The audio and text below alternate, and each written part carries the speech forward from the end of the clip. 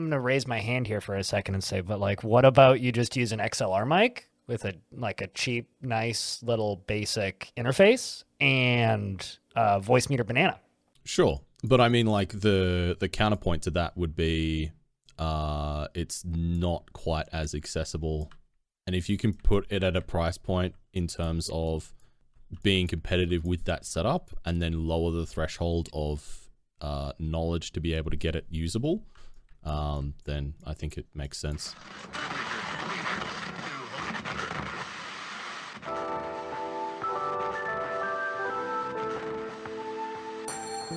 You know what you don't need fancy audio equipment for is the episode 41 of the Halcyon Frequency podcast, airing live October 30th, the day before Spooky Day, 2022. I'm always spooky, and I'm blind, and I'm joined by BloodyDrongo today. How are you? I'm very well. I'm only part-time spooky, but definitely putting in a good showing this month. And always spooky, as he's definitely not a vile force of darkness, is a returning guest host, Tekkud. How are you? That's me, and I'm doing pretty well. Well, that's fantastic to hear. Yeah, we were just kind of sitting here talking about like audio gear off stream or before the like official recording here started, and I sit here and I kind of go like, you know, I always feel kind of like a big meanie when I am talking about audio gear, because like at the end of the day, if none of this stuff is necessary, it's like it's bells and whistles to put shine on something that almost like is irrelevant. Yeah, like some of my favorite streams back in the day were just like the crappiest webcam mics and whatnot. It's like I don't think that. I think actually kind of the branding of everything is it's for gamers. It's for people's entertainment. Let's give this to you so that you can entertain other people is almost like makes it seem like it's necessary. And to me, the thing that actually irks me about all of those brands kind of being like, oh, it's this, but for gamers, is it makes people who are just getting started feel like they need this stuff. And then suddenly you have $500 worth of gear and nobody watching and you're like, what's wrong? And that kind of makes me sad. Yeah, I think it's an interesting balance, though, because I would say that in terms of areas, like specifically from a streaming or content production standpoint, I would say audio is probably the most important factor, more so than like having a good camera or having a really powerful PC setup. I would say having a good audio device to capture your commentary is probably the most important thing. But yeah, you're definitely right that there's a big kind of marketing niche of trying to specifically sell it to a certain demographic such as gamers. But I mean that happens all over the place, right? You know, I'm surprised that we don't have like gamer vegetables in supermarkets. It's like trying to sell fancy guitars to kids that are just learning to play Smoke on the Water. Sure. Yeah. I always dodge anything that's marketed to a demographic. Just go for the stuff that's marketed to a use case, not a demographic, right? It's not for gamers. It's for what you're doing with it, because you're not gaming with your microphone. Nobody's gaming with their microphone. Well, maybe there's a game out there that you actually game with your microphone. But then if I have to guess, if you're out there and you're wondering, how am I supposed to pick what to buy? If I go to an audiophile forum, you know, they all tell me I need $6,000 worth of equipment. If I go to anywhere else, they tell me to just get this cheap thing. I always just buy the second price point from the bottom. And usually, even with other stuff too, not just audio equipment, usually that's the real entry point. So that's what I got. I got a $100 microphone because the cheap price points are like 30 to 60. And then 100 to 150 is your next price point. And so you just go for that. And usually that's where it really starts when you're talking about real products, especially for 100%. Things like electronics. I completely agree. I just wanted to say that now is my rare opportunity to shout out the video game There Came an Echo, a kind of real-time game with pause that's entirely controlled by you shouting into a microphone at your soldiers to target alpha. Well, there you Soldier go. B, Amazing. Shoot target beta, move to left third, fourth. It's like the hardest thing to actually play, and it barely works. But when it does, it's really cool. There's a use case for a gamer microphone if you're Yeah, playing that game. I wonder if we could teach Siri to play that game. Now they just needed to make it into a battle royale and make it esports ready, and yeah, we're off to the races. Just imagine have a whole bunch of people just like sitting in an arena shouting into microphones trying to give orders to their soldiers. Oh my goodness. Yeah. I'd like to hear an AI programmed to be really good at that game, and then isolate the AI and just listen to the audio that it's inputting, and just hearing it just ramble off 1,000 orders a second. Yeah. That'd be really interesting. That'd be super cool. Although on the topic of like buying a microphone for a use case, I do think it's kind of funny though that like you say that you avoid Tekkud, you say that you avoid features that are like marketed to a demographic, and we both ended up with the Rode podcasting microphone. Yeah, it's true. But I will say though, I did my research, and it was also very good for other people who were doing simple audio recording with a basic interface. Is pretty much what it's marketed for, I think. Mm-hmm. It's marketed for bedroom podcasting, basically. But I went for this particular microphone because when I bought it, actually, I got to test it. I went to a Tom Lee Music, which no longer exists here because it went out of business the literal second the pandemic started. But I went in there and they had like a microphone testing booth. So I got to test a Shure SM7B, a Rode Procaster, and various other microphones. And they would like record a minute of audio, and then I could like listen to it. And at least from my inexperienced ear, this microphone sounded almost identical to the Rode Procaster, except the difference was $450.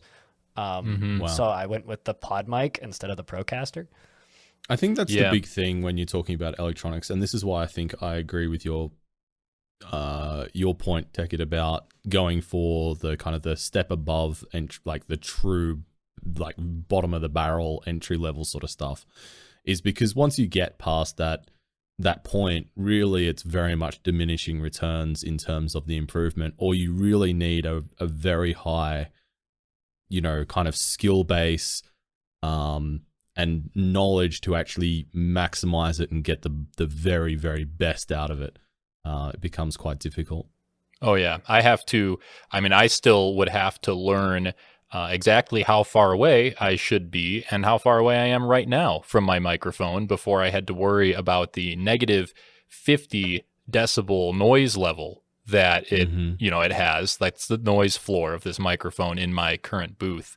And like negative 50 decibels, I'm not recording for Hollywood productions. That doesn't matter. I should probably concern myself with speaking better, or just being closer to the microphone or something, or getting a pop filter.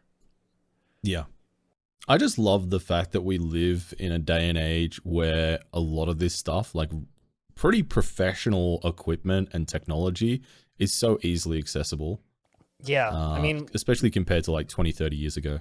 Even when I started, like when I started, like my first ever streams were in 2012, and I started trying to take this seriously in 2013, and then like really got going in 2014. Like back then I remember looking for microphones, and like the option was basically a Audio-Technica AT2020 or a Blue Yeti or a Blue Snowball. Those were like the available microphones, and then everything else was like close to $1,000 or more expensive. It was like, then it was just the Shure SM7B and everything else after that. Like there was not a lot of like user accessible, affordable microphones, with the exception of like headset mics. So the result was from like 2012, 2013 until 2015, I used just a gaming headset mic. And then I bought a Blue Yeti at a point. I had this pair of headphones from my ex's father. Well, I didn't have them. She had them, but they were her father's, and they were from the 70s. And I put them on, and I was like, oh, cool, like some vintage headphones. And I listened to something, and I was like, these are the absolute worst headphones I have ever heard anything through. This is trash. Who could listen to anything through this garbage? And I was like, you couldn't get away with selling this to anybody right now. This could cost $1. This could be a dollar store set of headphones, and people they'd skip it. Yeah. I mean, yeah, things must have come a long way, because they weren't great. And I know they were old, but there's no way they ever sounded good, I'm when it comes to headphones specifically, I'm very spoiled because in 2011 my mom gave me a set of Sennheiser HD 650s for Christmas, which I've used that same pair of headphones since. I mean, they don't have a microphone on them, like they're just like studio quality, like open back headphones, but like I'm so spoiled when it comes to audio quality that it's like it's not even funny. Like whenever I dread having to go out to buy like a cheap headset for my phone just to like walk around outside with, because it's like, oh god, I have to find something that doesn't cost $1 billion and also doesn't sound like garbage. How do I do this? See, I'm very much like not an audiophile. Like I guess I'd be like the opposite of it, whatever it is. And I find that yes, I can tell the difference between different like headphones or whatever, but I will become acclimatized to whatever I'm using within like half an hour or 20 minutes or so, and it doesn't bother me after that. And I'm just like, yeah, I can make do with this. Yeah. I was just gonna say, so I guess my rants about soundstage and a set of headphones wouldn't be very effective, eh? Probably not. Oh. It's wasted on me. I'm a very like one simple but solid solution for everything kind of guy.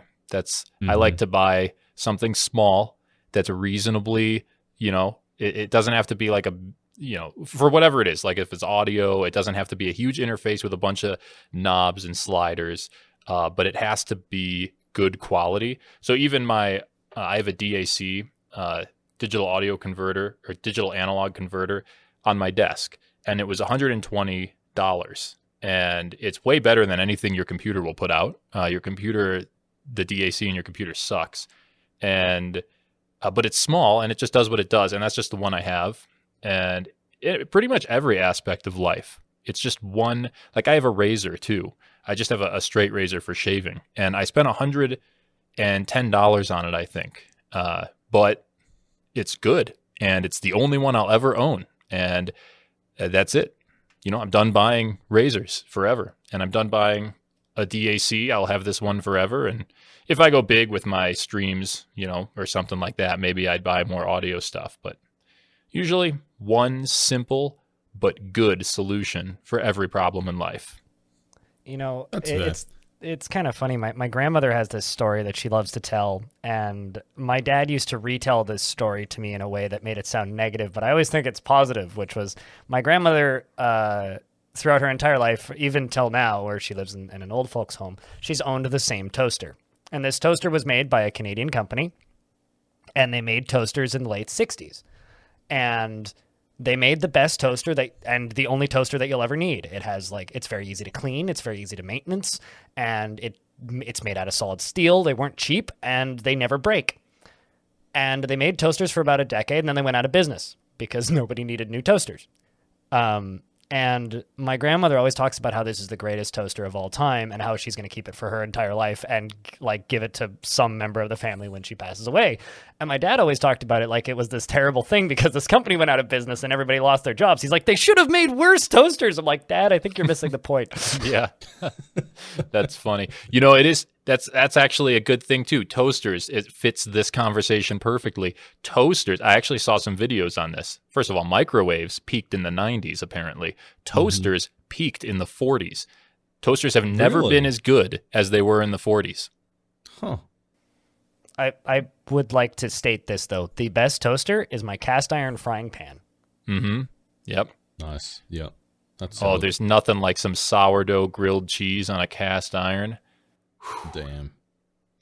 I guess my problem is that I have probably a little bit of a different attitude towards this stuff because I would tend to, not so much with toasters because it doesn't really fit in that box, but when it comes to audio equipment or something that has relatability to a skill or a hobby or an interest or something like that, I will tend to buy something that I know will make me a little bit uncomfortable in terms of my knowledge of how to actually use it. And I will try and buy something that I'll grow into. And kind of that's how I started out. I bought a lot of my audio setup before I really had any idea of what I was really doing with it. And it's probably a bad example because there's probably a lot of people out there that buy stuff that they don't really know how to use and get the best out of. But at least for me, it worked out. Like I'm pretty happy with what I've got, and it makes me feel good that I've been able to learn, some of those skills about audio shaping and stuff like that, and how to get the best out of the mixer and the microphone, and then lighting and camera setup and all that stuff. Like it's all been a fun learning process, and I've really enjoyed challenging myself with that. I do that with synthesizers and hobbies. But when it comes to like work, like for camping stuff, I will just buy stuff for camping and then take it camping and try and make it work, right? And I enjoy that. Like I bought a lot of cooking equipment and a stove that I'd never used before and learned how to use it while I was camping, and that was a lot of fun. But when it comes to work stuff, I go the exact opposite route. I buy something that I know will work, and I use it until I decide that I need something else, and then I add that into the system over time very slowly in very small pieces because I want things to work. And like, take this as an example, like when OBS updated recently, and then suddenly like streamer Twitter was just like exploding with everyone's like, oh God, none of my shit works. Like send help. And I'm sitting there going like, yes, I don't use any fancy plugins. So thus all my stuff works perfectly. And Yep. it's kind of the way I want things to work, and that's my priority. So I tend to go in the opposite way. But on the topic of wanting things to work, we should go to a real quick break, I think. And then when we come back, we're going to talk about the games that we've been playing this week. We got a whole bunch of stuff on the docket, and because Tekkud's here, I get to talk about Dwarf Fortress, which is a rare occurrence. So that's exciting. There's also going to be probably quite a bit of Rimworld and other interesting things. So when we return, right after this, games will commence. Enjoy this quick break. Hi, Arch from Arch Play Stuff here, and you're listening to the Halcyon Frequency Podcast, Honduras' #1 gaming podcast. Back to the show. And we're back with episode 41 of the Halcyon Frequency Podcast, hosted by Blind, and I'm joined by BloodyDrongo and Tekkud, and we're going to talk about the games that we've been playing this week. So I think probably a good spot to start here, because I think we're going to be pretty big game heavy on this one, is Drongo, do you want to tell me a little bit about Stranded Alien Dawn? Sure. So Stranded Alien Dawn is a game that has recently come out to, is it early access? I think it might be. But I got sent a key and I had a little bit of a play around with it offline. It shares I would say a really high amount in common with Rimworld in terms of the actual game UI and how you interact with the world and how you interact with your pawns. It is set in a kind of a different setting. It's a little bit more alien, as the name might suggest, and it has definitely a very different art style around it. It's more kind of a 3D world that you're interacting with rather than a top-down 2D plane. And yeah, I've played it a little bit. For me personally, at least from what I've played so far, it hasn't done enough in my mind to substantially differentiate itself from Rimworld. However, I can definitely see a lot of potential with it, and I think it could become and grow into a really, really fun game as it kind of develops its own personality around the feature differences that it has. But it is still a very, very young game, so I think it has a bright future ahead of it. And I know a lot of other people who are within the Rimworld community have talked quite positively about it and have enjoyed it and have played much more than I have. So they probably have a better understanding of kind of where it grows into its own a bit more. Yeah, I know FG was saying some pretty positive things about this game, as well as Bellinair was quite positive on it. The thing that kind of like strikes me about this one is it's a really short early access period that they're planning for. It's like 6 months, and then they're supposed to hit full release. So from what it looked from looking at it at a distance, it looks like they've been working on it for quite some time, and it seems kind of I guess at the very least, it's really interesting to kind of see this genre kind of grow, and it's nice to see other people have attempts on it. You know, like there was Going Medieval. Of course, there's Stardius, that game that just came out, and all those spaceship kind of looking games. Like I think there's Nebula, which is on Kickstarter right now, and then there's also. Oh God, what's the other one? There's another one that's coming. Anyway, that all just kind of look like Rimworld. So it's nice to see somebody kind of make a game like this with kind of a different art style. But like, is there anything that like stands out to you immediately that's unique from kind of the competition's offerings, or is it largely just more of the same? Well, I think the one differentiating factor that it has is that it is a 3D environment that you're dealing with, not a top-down 2D plane like Stardew, or I think the one that's coming out soon is Lords and Villains. Yeah, that one's been in early access for a bit, but that game's almost closer to like Crusader Kings in its structure. It's weird, but I do quite like Lords and Villains though. I haven't played it yet though. Okay, that's good to know.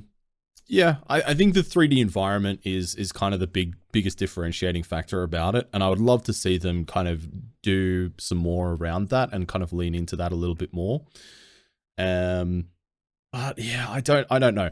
Like I said, I've only played a little bit off stream. I haven't played super in depth in it, so there could well be some more stuff, and there's maybe some people that have played quite a bit of it that are getting furiously outraged at my indifference to its own personality, in which case I apologize for nothing. I'm doing the best I can. Damn right. Well, that is Stranded Alien Dawn. So before one gets stranded, one must go to space. So I'm going to ask Tekkud to take the floor here briefly and talk to us about the Space Station 13 follow-up running in a new engine, thank Christ, Space Station 14. Yes, Space Station 14.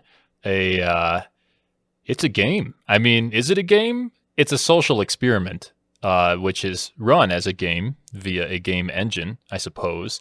And it's a game that's not out yet, but it does have a public playtest, so you can just go play it. It is a public playtest. In fact, the game is actually an open source project, and you can get it. You don't even need to be in the playtest. That's a Steam playtest. So that's a playtest for people who want to go through their Steam account.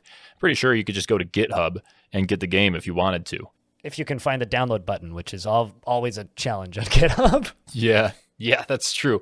But Space Station 14, if you know about Space Station 13, you know about Space Station 14, except Space Station 14 is not complete. It's being built from the ground up as a clone, and then probably eventually a successor with additional features and stuff to Space Station 13. But it's you join a spaceship as a shift worker, and it's a very much social game where you have a job to do. It's fairly simple. It changes every time a little bit. Like, so let's say, for example, you're a botanist.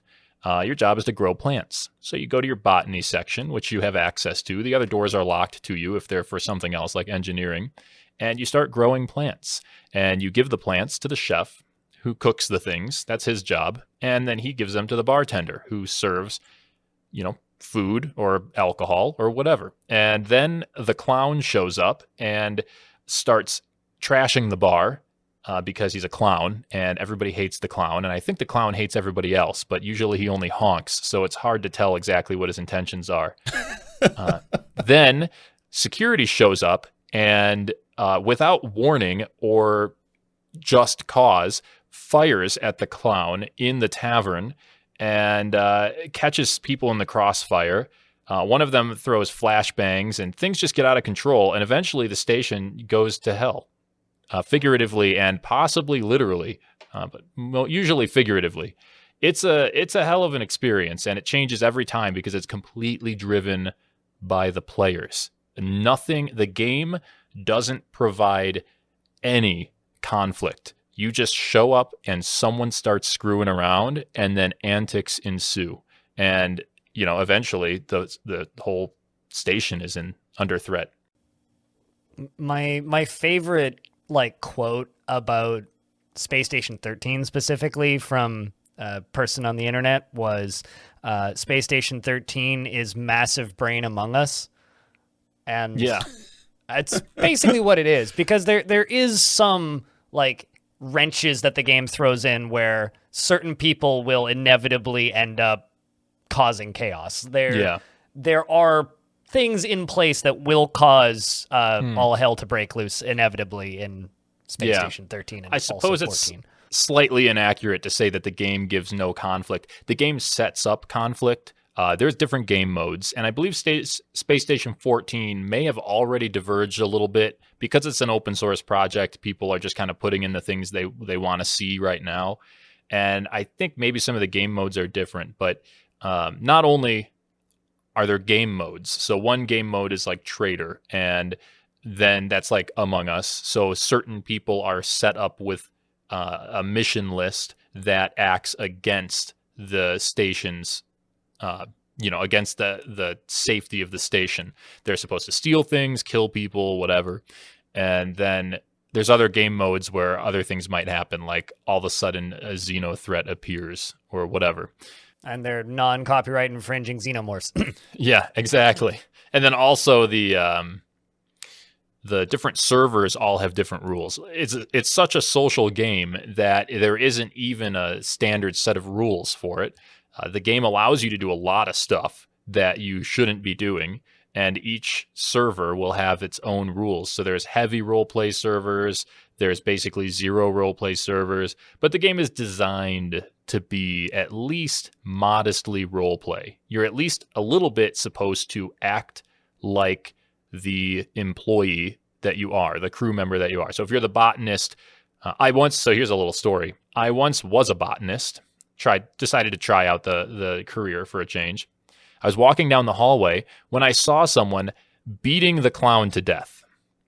Or no, the clown was beating someone else to death. And so I looked at him and I was like, what the hell is this? Like, what's going on here? And they're like, he's a traitor. So I called security over because I was like, okay, so security, right? So I'm like, security, we got a guy beating the clown to death claiming he's a traitor. And the guy's like, no, don't call security. Security will whatever. And so security comes over and, beats this guy down. And this guy starts yelling at me like, whoa, what are you doing, man? You don't know what you're doing. And I'm like, I'm a botanist, dude. I do not have the authority to kill the clown. You don't have the authority to kill the clown. I don't know what he was, but I was like, no one here. So this is how the game is supposed to work. You're supposed to at least modestly roleplay. I'm like, I'm a botanist. You're expecting me to help you commit a murder? No. No, bro. I've played one round of Space Station 14, and this was back during when it was a closed playtest.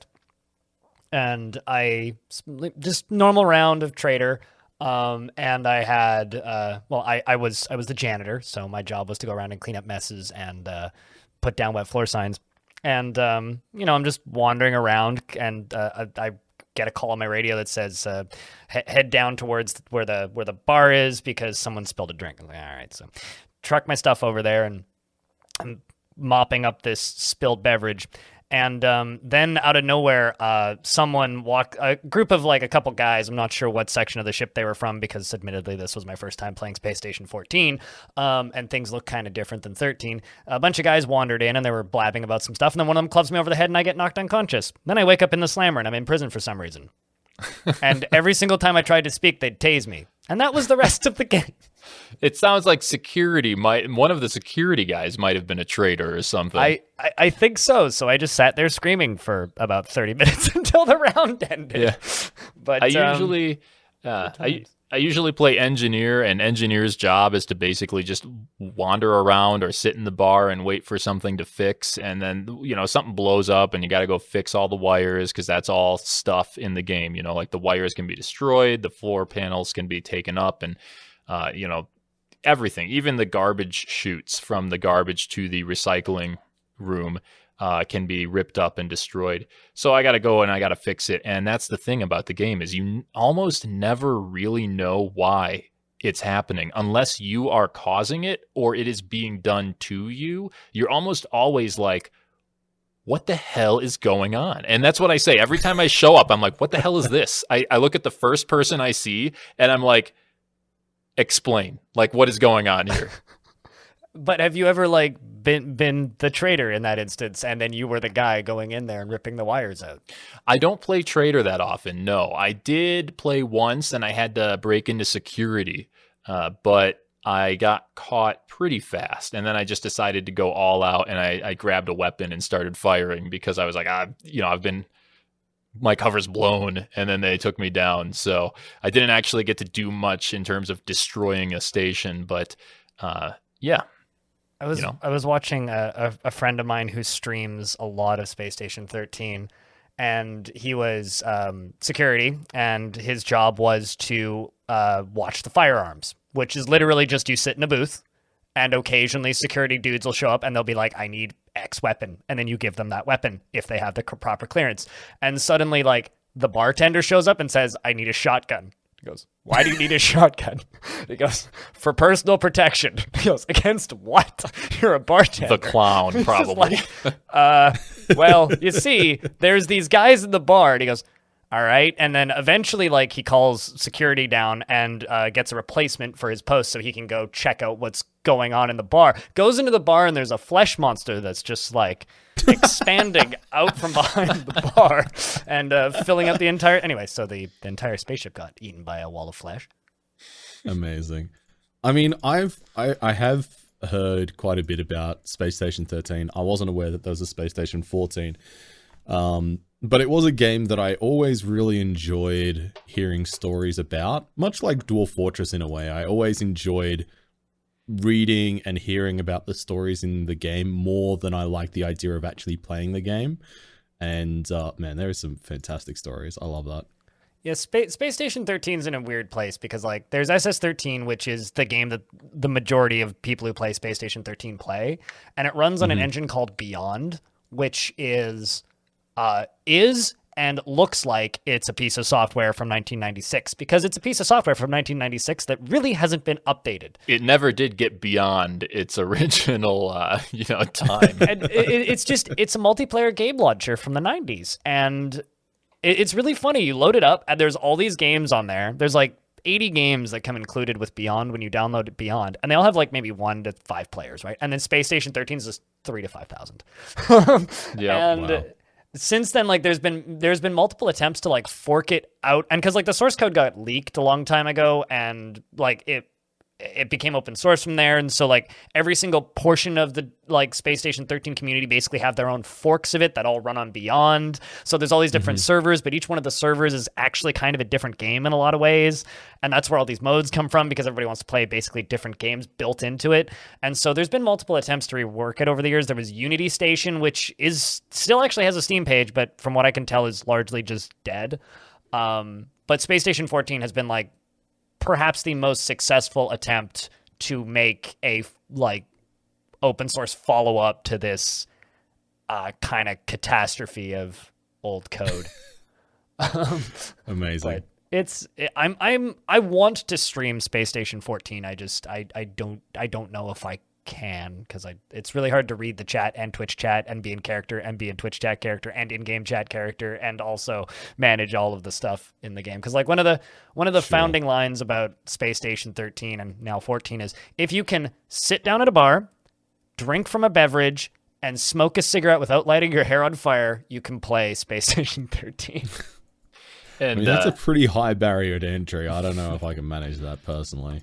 The thing about streaming that game, though, I tried it once, though, and I quickly realized that you just have to be the exact kind of player that you need to be to make it an entertaining stream for people, because most of the ways you can play that game are not entertaining. You spend large swaths of time just kind of enjoying little things that viewers aren't there for. You know, like no one jumps on the Twitch to watch you chat with with Cargo about getting steel or something.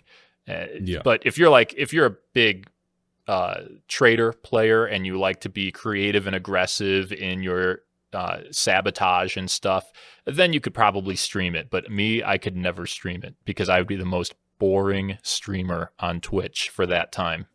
You know, you say that, but people like there's thousands and thousands of people watching people be crappy police officers in Grand Theft Auto RP servers.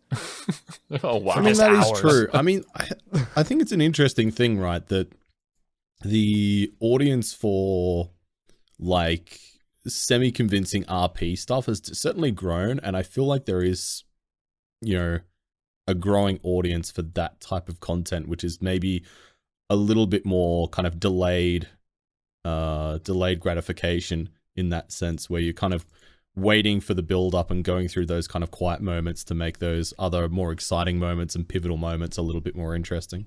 Yeah. I mean, the biggest streamer that I know who plays SS13's Rust Money, and he exclusively plays the clown. Mm-hmm. Like, that's all he does is he plays clown. And he Yeah. just screws with people. Aggressive sabotage. That's what the Literally clown is. the most aggressive sabotage. He's clown. He honks at people and he breaks stuff. He just like walks in. He just tries his best to get guns and then starts shooting people. But you know, it's a video game, that's for sure. But I think that I think it's time that we step away from space and come down to a world, maybe even a Rimworld, if you will. Because Rimworld has got a new DLC, and I know that you've been messing with that, Drongo. So, talk to us about Rimworld Biotech. Yeah, so Rimworld Biotech released last week, or technically the week before, but it has come out. It has a whole bunch of new content. I would say it is by far the most expansive DLC in terms of its content. It adds in 2 new starting scenarios, the Mechator scenario and also the Sanjaphage starting scenario, which is kind of like a space vampire. It adds in the whole a whole system for managing genetics in terms of traits and special attributes your characters can have. It adds in multiple new factions to the game that all have their own traits. So you can now find mole men, you can find little fire-breathing imp people, you can have Neanderthal tribes running around, and you can have pigmen and wolfmen and all kinds of bizarre and wonderful stuff. It also adds in the ability to have children to the game. This was an aspect that I was extremely apprehensive about when I first heard it, and I was definitely on the side of the fence where I was like, you know what, I don't think Rimworld needs kids, and I probably will opt out. And that is a feature where you can opt out to have kids in your game, and you can also opt out to have kids involved in combat as well. I've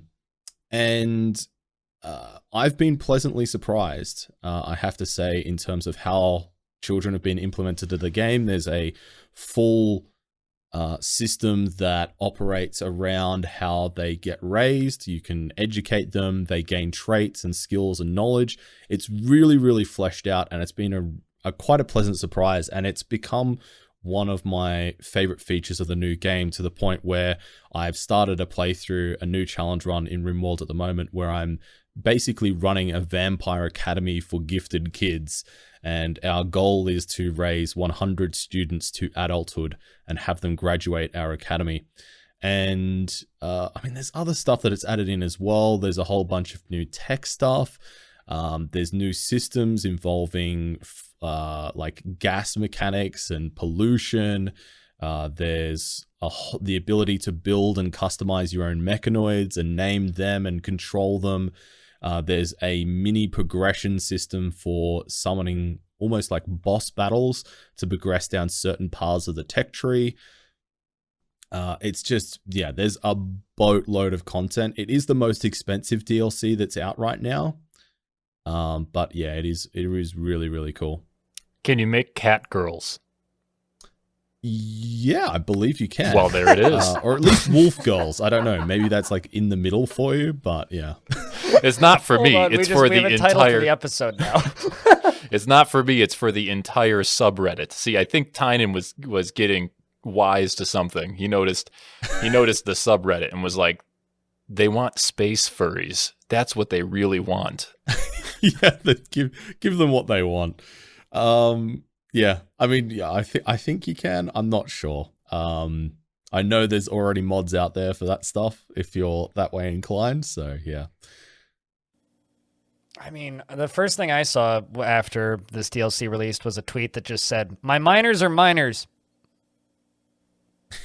Yeah. I just saw a comment or a review that says putting the infant back in infantry. Oh boy. Oh dear, yeah, it's pretty grim. I mean, it's really interesting, I think, because Rimworld kind of straddles this line of being a really dark universe to the point that I would say it's probably inappropriate and just not very enjoyable. However, it delivers it in a way that I think it has a lot to do with the art style. It delivers it in a way that is usually unoffensive in the moment, and you can kind of get on board with it, and it's just like It's I don't know. somewhere like between an Adult Swim special and like a war film. Yeah. You know, riffing on that Adult Swim special. Like it's I don't know. It's somewhere between Robot Chicken and like Commando, or I don't know. It's like, look, everybody, we know that you had to trap your children into a room with giant alien insects and burn everything inside of it alive, children included, in order to save your colony from the insect threat. But they're dehumanized just enough, a sprinkle of dehumanization on all your pawns, and it's fine. It's fine that you just incinerated your children. Just enough that you can sleep at night. But also, you still find yourself becoming attached, and you do get sad when things go wrong and your favorite pawns die and things like that. And I think that's one of the things for me that I really enjoy about the game is that it does a really good job of allowing you to feel some degree of personal attachment to what's happening in the game and a relatability to the events that occur and the actual narrative that gets progressively drawn out in front of you. And that's definitely a big selling point for me. And for children too, I think it's definitely a big risk that Tynan took, putting children in the game. But I do think that not only does the dehumanization help, and I haven't played Biotech yet, so I don't really know how well this is done, but just leaning into or leaning heavily towards the player benefiting from children being safe and guarded makes it way less on his shoulders as the creator of the game, what happens to kids. Because if the game insists that you take care of your kids and there's no benefit of doing anything else with them, then really it's you as a player. It's not the game being evil, because the game, the game sets you up and says you should be protecting your kids. If the game set them up as just like rando fodder, like just more pawns that have no benefit of being protected, or there's no real detriment to losing them, then I think he would be in hot water for having put them in the game, because people would just be like, you just gave us additional organ farms is all they are. Yeah. And then it would have been a completely different story. I agree. I think the way that they've been implemented manages to kind of pretty neatly land in the space that I think he was aiming for, in that you do feel some kind of obligation to look after them, and you do get rewarded for looking after them pretty heftily. They can quickly become, like, if you raise one of your children really well, basically as they progress, the more educated they become, the more traits or the better traits they have access to as they grow up, and the better the more amount of skills that you can assign to them. And so basically you can have, if you raise a child from a baby to a young adult, they can easily be a very specialized and very useful pawn in your colony. So you get rewarded quite heftily for it, but you also get punished as well if you're not in a good spot. And it can become quite difficult if you do end up in a situation where you're just not able to take care of your kids, and the game really kind of comes down on you pretty hard. And I think I think it lands in the right spot where you do feel obligated to look after them, not just from a moral standpoint, but even if you're somebody who just plays the game, not for the attachment to your colonist, but you're trying to play it optimally or looking at it from a fungineering perspective, you're definitely incentivized to look after them. And I think that kind of takes a lot of the edge off. Yeah. Actually, question about how kids work in this, because I haven't played this DLC and I'm more or less not planning to. But how long does it take for kids to age to adulthood? Sure. So that was also one of my big concerns. So with kids, they will grow up at 4 times the speed of normal pawns up until they reach adulthood. Okay. So the speed is very much accelerated. Is there a lore reason for that, or is it just like gameplay? I believe specific? that's just a game mechanics thing, and I think it works out. So the default is 400% growth speed. You can actually alter it in your scenario editor if you want it to be faster or if you want it to be slower, if it's a deal breaker in that sense for you. But from what I've played so far, I've probably played about maybe 40, 50 hours of Rimworld with new biotech since it came out, which is a reasonable amount considering not how long ago it came out. And for me, that 400% does feel like the sweet spot, because it feels like it definitely takes some time to get there, but you're not sitting there going, oh man, this is like really burdensome, and I'm not seeing any of the rewards for what I'm investing into this individual. Yeah, Gotcha. Time investment's a big thing that, I mean, even the real world, you probably shouldn't reduce children to just investment terms, but children are a massive time investment, sure. Absolutely. If Time children and money. What are you talking about? if children grew up in 1 month, people would probably care a lot less about their kids, but what was I going to say? It's like bears in the wild. They have kids and then they leave them in a tree half a year later. Yeah, go on. For perspective, for people who don't have a lot of experience in Rimworld, 400%, that means you're going to be going through about 4 years in game to get your kid to adulthood, right? Is it what year? What age is it to adulthood? It's 13 to adulthood. Oh, 13. So you got 3 in-game years. That would probably be about, for me, because I play games very meticulously, my viewers would know that. They do know that.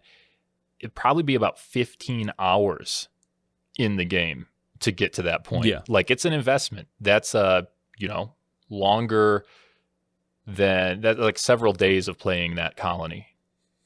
Yeah. And I think that you could probably make the argument, well, okay, this doesn't really orient itself towards more casual players, but I think all of the DLCs are definitely aimed at the audience that is already sold on Rimworld and are going to put in hundreds of hours into the game. And I think once you're at that point, a 15-hour investment to raise a pawn that's going to become a real focal point for your community and that you've really invested into and got an attachment to makes that more important and more kind of a valuable experience and makes you more invested in the game. So I'm really happy with how Biotech has gone so far. Plus the whole mech thing is amazing. I've had a lot of fun with that. Yeah, I've noticed that besides Catgirls, the subreddit seems to have one common theme in all the mods that they like, and that besides the quality of life mods, and that is extending the power creep. Basically, the veteran Rimworld players have nailed down how to get to the end of what Rimworld has to offer with relative ease. And then the mods come in, and the mods are almost always just adding crazy new tech, crazy new abilities, and all sorts of stuff you can do to move beyond the end of Rimworld's default power creep. And I think Tynan is wise to that, and he knows what the subreddit is doing, and he sees what people are sharing the most, and he knows that creep, to extend that creep for the veteran players and say, well, now you have a canon method or a canon outlet for these long game plans. Play in the long game, and that is kids now. Like, this is you don't have to depend on a mod to make your super soldiers anymore. You can raise a super soldier with this in-game, this, vanilla in-game feature. Yeah. And it's not just about like to that point, it's not just about raising a kid. There's also the ability to kind of research and invest in your own kind of genetic department, so you can genetically modify your kids and create these all kinds of exotic combinations that will allow your pawns to become those superhuman individuals to help, again, extend the lifespan of the game and allow that power creep to continue, which is really fun. And for me, like, my specialization in Rimworld is doing kind of really weird and interesting challenge runs within the game that try and approach it in a different way. So in the past, we've done things like capturing a pair of every single vanilla animal in Rimworld, getting a breeding pair of them, building a ship big enough to get them off the planet, and then launching that. And that's taken, that these sorts of challenge runs will take 6 to 12 months of actual IRL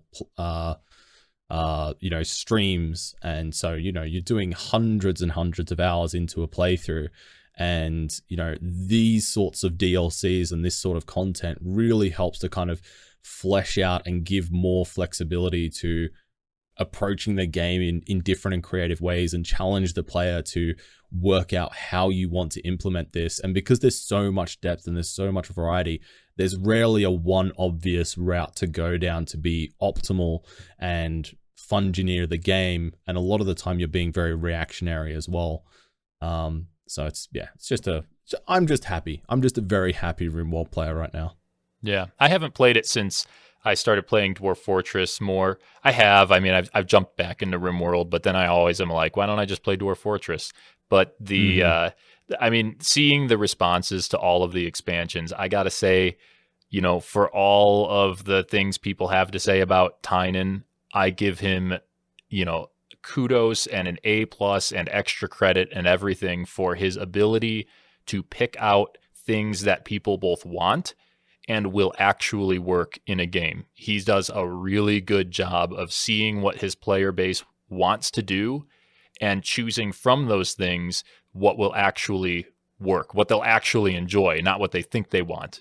He's a master at that. And all of his expansions have shown that everything he puts in the game works. Even if he misses some things, and I haven't really played these, but I follow the subreddit very closely. And it seems like even if he misses things and people complain about something not being in there, everything he puts in there is always a hit. People always are like, yeah, that's something we wanted. So he's just really good at picking those things out. There was some points with ideology where people weren't that happy, but in general, I think Tynan and team generally hit pretty hard when it comes to that. Yeah. I think the problem with ideology is that ideology was so expansive with the content that it added, but a lot of it was obfuscated between the mechanics that a lot of people really didn't see the potential, but also maybe weren't interested in going down that route. So they weren't interested in completely changing up the way that they play the game to make a faction that is blind but has a passion for being injured and wants to be cannibals, or really heavily into tech stuff, and that completely changes the way that you play the game and approach your game. And so for a lot of people that doesn't have any value, but for people like me that want those experiences to kind of challenge themselves and change the way you approach a playthrough, that kind of experience and content is really, really valuable. And I think Tynan, the interesting relationship I think that Tynan has with the Rimworld community is that he's got a very clear vision of what he wants from the game. And I mean, he would say that it's not a game, it's a storytelling generator. He wants it to be an experience more than something that you actually play.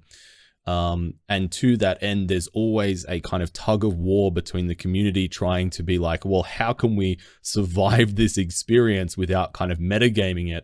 And him being like, well, okay, if you're going to metagame this and build like really cheesy kill boxes and, use loads of traps and all this stuff, then I'm going to take those things away from you to kind of force you into having a more authentic experience. And there's always that tug of war of, okay, we're going to try and make the we're going to play it as a game, and him being like, no, I want you to have this as an experience.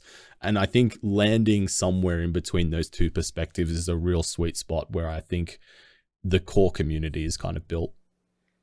Isn't it interesting too how the community is so at large, like the whole community is so on board for a challenge. In that one way, they're all very like-minded. Usually communities are too split up to kind of make a move like that with a game where you say, well, okay, you guys are making it a little too easy. I'm going to make the game harder. And that's for everybody. Mm-hmm. I'm going to make the game harder. If you own the game and you play the game, it's harder for you and everyone else. And if you did that to a game like Minecraft or something, and you just say doubled the number of creepers or whatever, you just made it harder for everybody, then half of the community would blow up and be like, this isn't why I play Minecraft. You ruined the game for me. But in Rimworld, they do sometimes complain, and they're like, oh, come on, what's with these sappers, or what's with the drop pods coming through my roof? But ultimately, the entire community pretty much agrees, bring it on. They're like, except fine. for tornadoes. They removed tornadoes. Oh yeah, okay. And then put them back in, sort of. But yeah, I recall those that, yeah. were kind of BS. I did have a run and in Rimworld back when I played that game almost immediately, because I spawned in and started building my initial shelter, and then a tornado came through right as winter was starting, and it sucked up my entire food stockpile and all of my meds. I think the really important kind of factor there, and why maybe some of those things get brought back, is that some of the bad implementations are things that remove the player agency and the ability to participate in the story. With like Hurricane, you're very much kind of the back seat to that. You don't really have any way to kind of respond in any meaningful way. Whereas I would argue that most other threats and things that get thrown at you during the course of a playthrough, you do have a decent degree of control in the way of your choice of response and how you handle that particular hurdle. And I think that's kind of the really important differentiating factor, is that you actually have the ability to participate in the story and change the outcome in a meaningful way. So I guess this kind of brings this conversation to the overarching question when it comes to DLC for video games. And because you did state that this is the most expensive Rimworld DLC, and at least here in Canada, it's $30. Is it worth the money? Should people buy it? Absolutely. I think if you're already a fan of Rimworld, then I think this is absolutely worth the money. It's very rare that Rimworld content comes up on sale. So yeah, I would say if you've already played and enjoyed Rimworld, you're more than likely going to enjoy this. If you're unsure about Rimworld as a whole, maybe you've not played it before, my suggestion would be to get the base game. You're not going to be missing out on any substantial experiences. It's definitely not the case with Rimworld being a game that is incomplete without the DLCs. The DLCs are just extra icing on the cake once you get to a point where you feel like you've kind of fleshed out your full experience of the base game. So if you've not played it before, get the base game, play that, see how you like it, maybe play some mods in there, and then if you're happy with that and you've enjoyed that, then look at the DLCs. But yeah, if you're an existing Rimworld player, get Biotech, it's awesome. Fantastic. So now I think it's maybe time to go from big story generator. Well, actually, we went from social experiment story generator to popular story generator to maybe Dwarf Fortress. Oh, Me and yes. Tekkud are both here, so this is kind of like an obligation at this point. Yeah. So, it's really difficult to talk about Rimworld and then directly go into Dwarf Fortress without just going straight into comparisons. So I'm going to try and avoid that as much as possible. But Tekkud, I know that you said that you haven't even been keeping up on what's been going on with Bay 12, yeah? Yeah, I saw the last devlog for premium version, and I wasn't even able to find the time to click through those links and read the content of the links. I saw the bullet point quick notes, and I'm very happy with what I read on the last devlog. Very excited to see bins get fixed in particular. I'm probably excited for the lamest stuff that other people are like, okay, sure, I don't even use bins, whatever. But I like it. I mean, come on. How do you feel about the Dwarven underwear situation versus Siegen and Goblin thong rot? I mean, come on.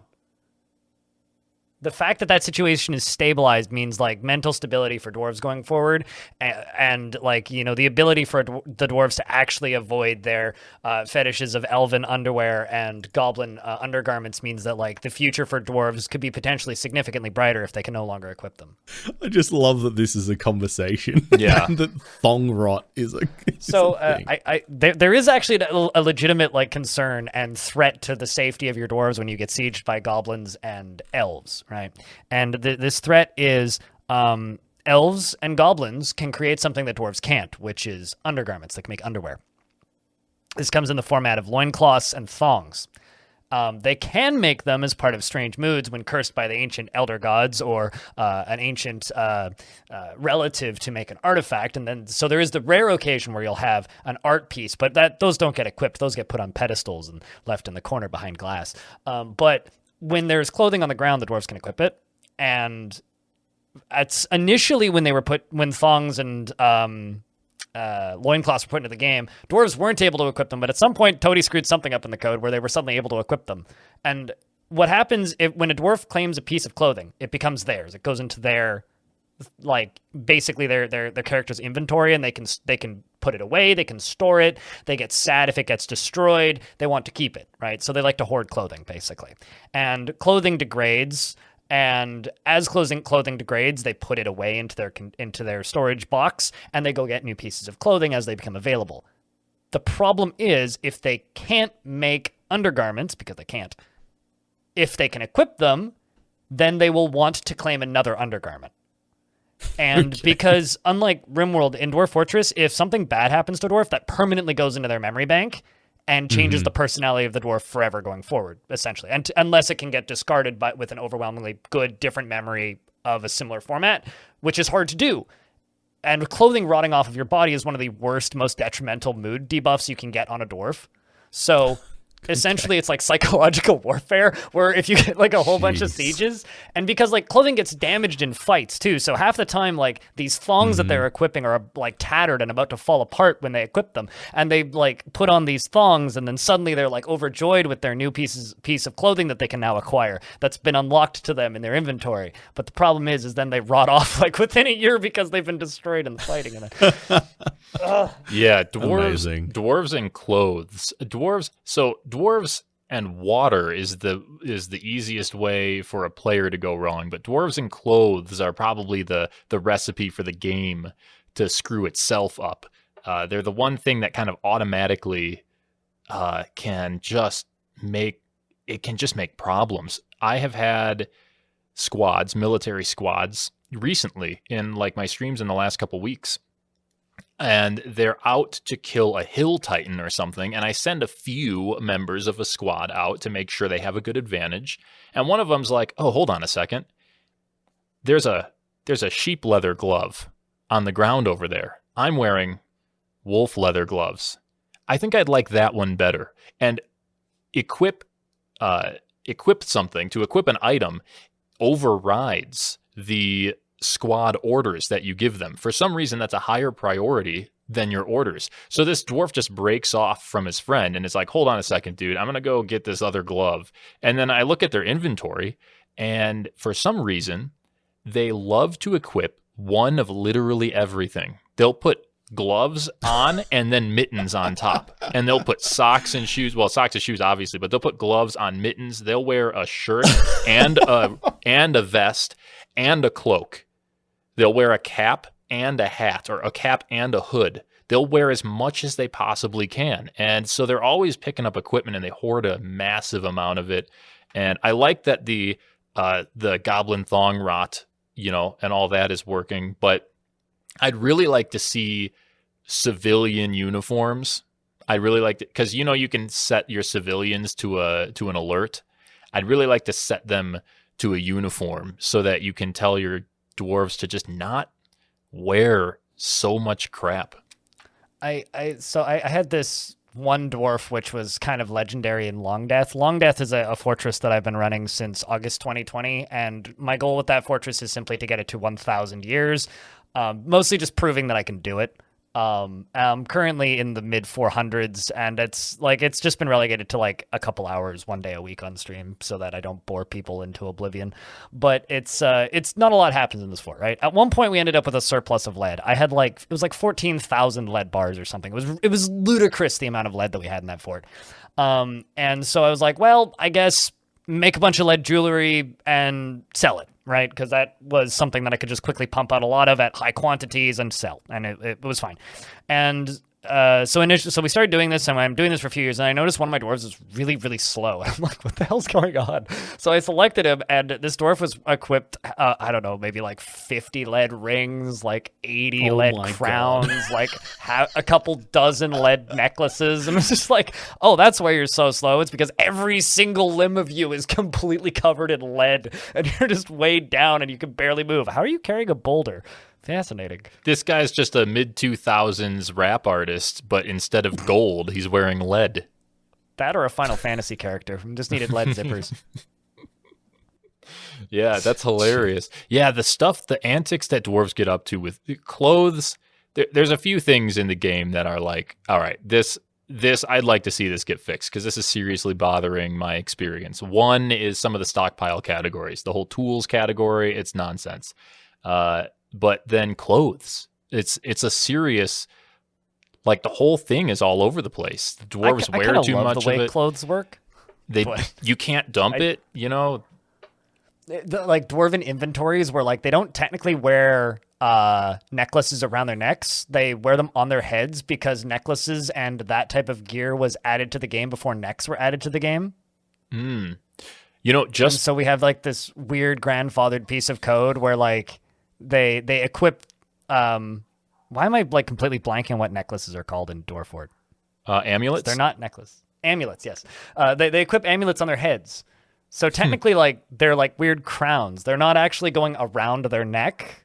The game processes it as sitting on their head or on their face. That's funny. I was actually just at the end of my stream just today, I was talking to somebody about dwarves, a bunch of dwarves wearing a trench coat, like a whole fort worth of dwarves wearing a trench coat and fighting a hill titan. And then I thought to myself, you can mod creatures to exist as a swarm. I wonder, could you mod dwarves to exist as a swarm? And if you did, would they have the body plan? Could you get that swarm some kind of body plan so it could wear a cloak? I have no idea. I mean, I feel like it would be much more believable to do that with Crundles, though. Yeah, like, probably, yeah. 10 Crundles in a trench coat. Hi, I'm a dwarf. Yep. Crundles are like these tiny little red, like absolutely satanically evil critters that are almost harmless. Yeah, they're hilarious. They're just like little idiots who live in the caves. Their whole plan, their plan of attack. Crundles are actually a serious force of evil. They are very effective. But the thing is, they're not trying to kill your fortress. They're just trying to make everything you do harder. And they're very good at it because they show up, there's like 30 of them, and the first thing they do is they beeline it to your staircase from the caverns before you realize what's going on. And then all of your dwarves are getting interrupted by Crundles. And you try to explain to your dwarves, it's a Crundle, just step on it, I guess, on your way to what you're doing. You'll kill it, but then they can't hear you because, you know, you're in meat space. So they're just going to keep getting distracted. Mm-hmm. And then one of them dies in a doorway and a Forgotten Beast gets into your fort and everything's history. Yep. Crundles, man, that's their whole plan. They're just, they're like little zerglings.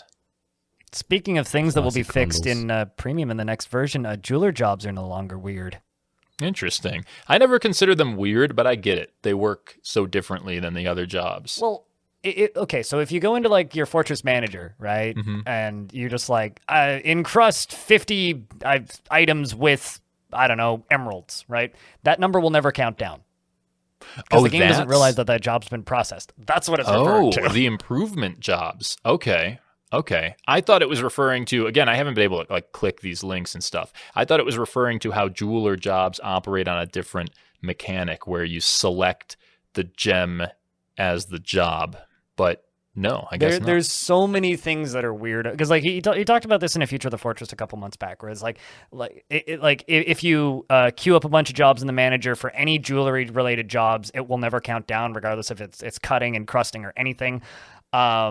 there's certain issues where like certain types, like there no gems are generic, and there's no like generic cut gem job. It's like you have to specify the type of gem, so you get mass cancelizations the vast majority of the time if you don't have the right gem. And like you have to use give and take stockpiles to actually encrust a specific type of furniture. There's no way to like specify what type of furniture or item you want to encrust or what you want to encrust it with. Like there's so many weirdness things about gems. That's the part that I was thinking. I was thinking the way that gems, for some reason, so wood or stone, you have stone and then you have a material type. You have schist. It's a schist stone. But for some reason, gems, you don't have it's just a Harlequin opal. You don't have an emerald gem. You just have emeralds, and then you have rubies, and then you have every other kind of gem as a unique item. And so, the work orders get kind of crazy. But I'm so much looking forward, because like I don't encrust things, period, because it's just too annoying. I just don't bother. Like you can make things significantly more valuable, but like if I can be arsed, like I just don't even bother. Yeah, I don't do much improvement either. I got to get better at that, because I really want to use those materials first of all, because getting them out of stockpiles helps frame rate, and it just helps the fort stay kind of small. But also, why not? I always have an excess of labor because I'm too focused on a handful of things, and I could be doing other things as well in my forts. You could always be doing other things in Dwarf Fortress. I tend to ignore them because the economy has been so simple for so long. It's like the way trading has worked for so long. It's like, screw it. Doesn't really matter what I sell, because there's certain items that are basically just like almost cheats or exploits that just have such inflated value over everything else. That's just like, just make me 50 wooden spikes. Go. Okay, done.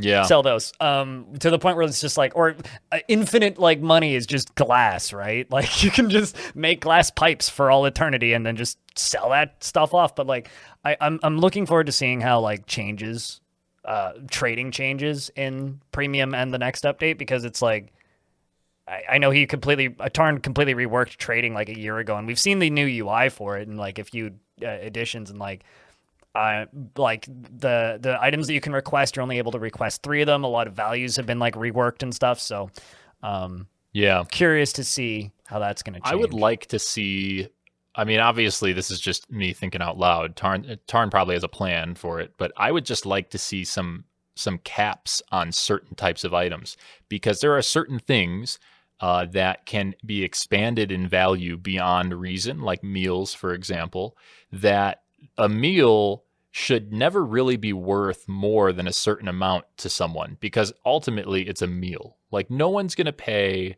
more than, even in real life, like maybe you're the one guy who's like, I'm going to go get $1,000 meal, but usually no one's going to pay more than $100 for one meal for themselves, because no food is worth that much.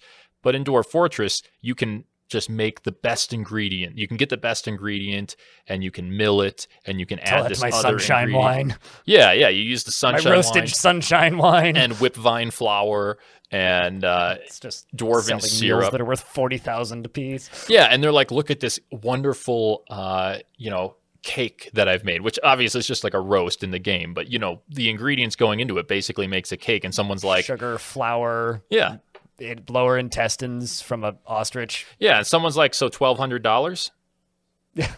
And it's like, it's still just a cake, dude. What? I'd like to see a cap where like meals are just never worth more than a few dwarf bucks each, because you know, when would they be?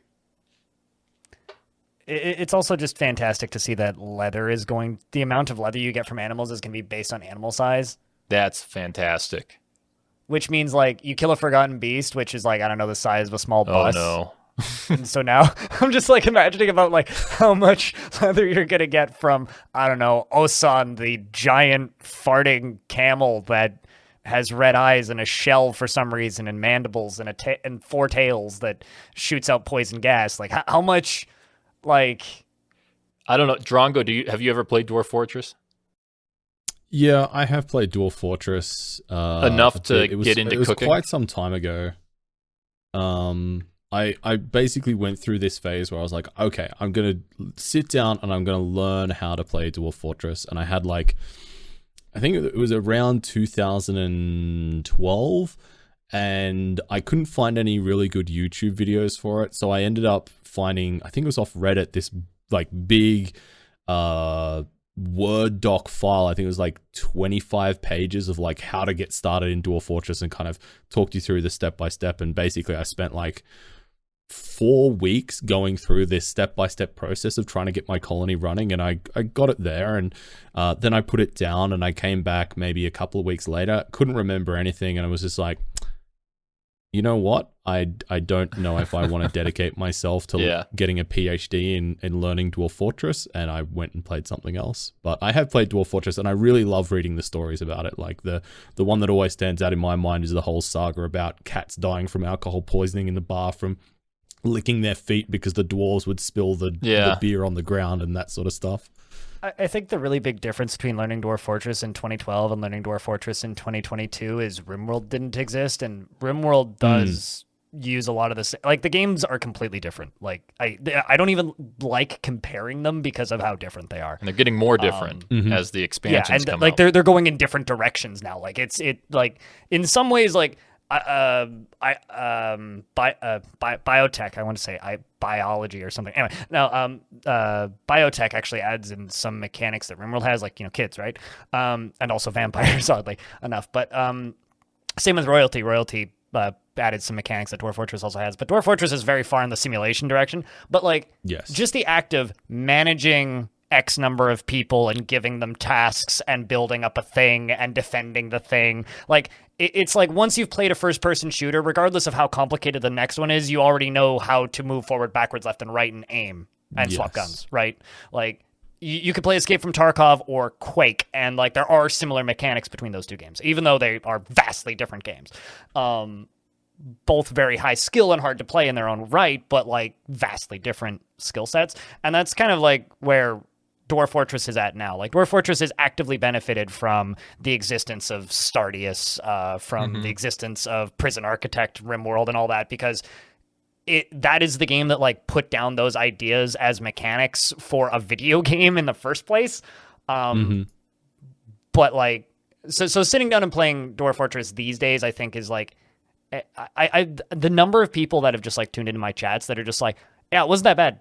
Like, I mean, it took me a day, but like, it wasn't that bad. And that is often what I get from people now. I can't recall exactly, but I went through, I think I gave up on Dwarf Fortress the first time I tried it. I think that was before I tried Rimworld. And then I played Rimworld, and then I went back to Dwarf Fortress to try it out again, and it made way more sense. I think I played Rimworld between my first and second shot, and yeah, it helps tremendously just because you know that you need your little people to make food, and you need to put them to, put beds somewhere for them to sleep in. You just know these things that are common to the genre. And, speaking of it as a genre, that with a lot of games that share the same sort of core foundational skills and expectations, the first game we talked about, Stranded, Alien Dawn, I think that was the first, really has me thinking that this has really gone somewhere as a genre. Like, Dwarf Fortress made it to, Dwarf Fortress evolved. It didn't evolve. The genre, I guess it birthed, evolved into Rimworld. And that was a more digestible 2D format. And now that's evolving. And Prison Architect too, yeah. And now that's evolving into a 3-dimensional format. And hopefully people will make their way backwards like I did, So hopefully someone will play the 3D one and then be like, oh, well, Rimworld's just got better mechanics, even though it's 2D. I had a really funny conversation, actually, with one of my teammates, FG Squared, on this very podcast a couple weeks ago, where she mentioned that Stranded is her favorite 3D Dwarf Fortress style game. And I was like, honey, you can't do that because like Dwarf Fortress is 3D. Which it is. Yeah. Like, it's presented in a 2D plane, but it is a 3-dimensional game, which, just because the view position is weird doesn't mean it's not a 3D game. All of the entities in the world are processed by your computer as 3-dimensional objects. So, like, as much as Dwarf Fortress looks 2D, like, weight and size of creatures are processed in centimeters cubed. Which, wrap your brain around that. Yeah. Yeah, it's funny because another parallel in terms of a genre being born from one very popular game, or at least very intelligently designed game. In the case of Minecraft, it was also very popular, is Minecraft and the whole voxel genre. However, Dwarf Fortress's genre that it birthed, this whole colony sim genre, seems to be going, like, really moving forward into new places, whereas the voxel thing in Minecraft seems to usually just be little experimental games that don't really get very far. But I mean, Dwarf Fortress, in my opinion, in terms of it fathering a new kind of game for gamers, is more successful than even Minecraft. It's been doing very well. The other thing about Dwarf Fortress that everybody forgets about, and this won't be in premium or the next update for a period of time because it still needs the UI to be reworked, is the other half of Dwarf Fortress, which is adventure mode. And adventure mode is quite literally Kenshi, if you've ever played Kenshi, which is, open world kind of weird party-based RPG thing where you build up a crew of people and you go out and you go on missions, and then eventually you build a base and you eventually build like a small city and you manage that city, and then you get bigger and you get eviler, and then like somebody overthrows you and then your city falls apart, and then you go and you run out into the wasteland and you do it again. Like, adventure mode can be that. Yeah. If you're good at it. And adventure mode can be even more than that too, because adventure mode, you can go visit your fortresses. You can go visit your destroyed fortresses. Like, your fortress could get overrun by, I don't know, an army of werebadgers, and the whole fortress could collapse. And then, so you, I don't know, make a dwarven demigod hero in a different fortress, part of the same faction, and you go off into the wilderness and you found a fortress using that hero as your spawn point. You build up this fortress and you make the highest quality armor. You base this entire fortress on simply forging the best weapons you possibly can. And then after 5 years of time passes in game, you retire that fortress and then reclaim that adventurer in that fortress that you just spent the last, I don't know, 12 hours building or whatever. Collect all of the best possible gear and then go out into the wilds and train by murdering wild leopards, I guess, and then go and kill that fortress of werebadgers that destroyed all your stuff initially, grab all your artifacts, take it back to your new fortress, and then reclaim the new fortress, which is a ridiculously open and flexible sandbox that I can't wait until people get their hands on it. Yeah, I think that in an accessible format. That's a very important and big thing to say about Dwarf Fortress to people who don't really know it.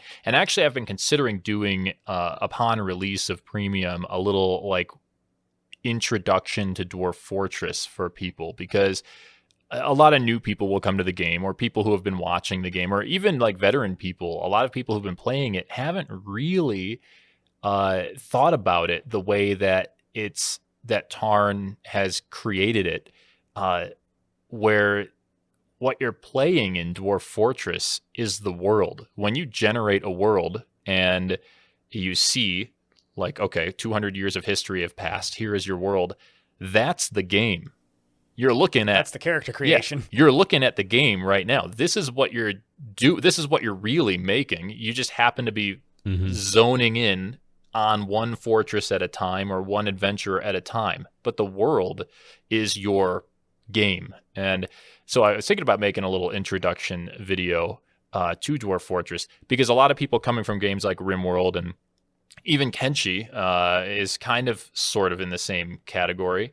And now these new games like Stranded, Alien Dawn, they're coming from games that started at that zoned in point of view and are sort of trying to zoom out, maybe? Yeah, they're zooming out, but they're kind of zooming out blind to what is actually outside in Dwarf Fortress. Because if you think about just Fortress mode in Dwarf Fortress, what happens from the outside? If you're stuck in a box, you get thrusted into Fortress mode and you don't get any experience of the world. All that happens is occasionally you get raided, or occasionally you get trade caravans, or occasionally a flying chicken with one eyeball shows up and burns your whole fort down. Yeah, exactly. So these other games, they take this Dwarf Fortress format, and that's what they see, because they didn't look. They're not inspired by what Dwarf Fortress really is, which is this massive living world. They're inspired by this box. What's it called when you have the box with the language? There's a name for it. It's someone's box. I was gonna say Rosetta Stone, but I don't think that's what. No, it's someone's box where you don't really understand what you're doing because you don't know what's outside of the box. You just know how to do it.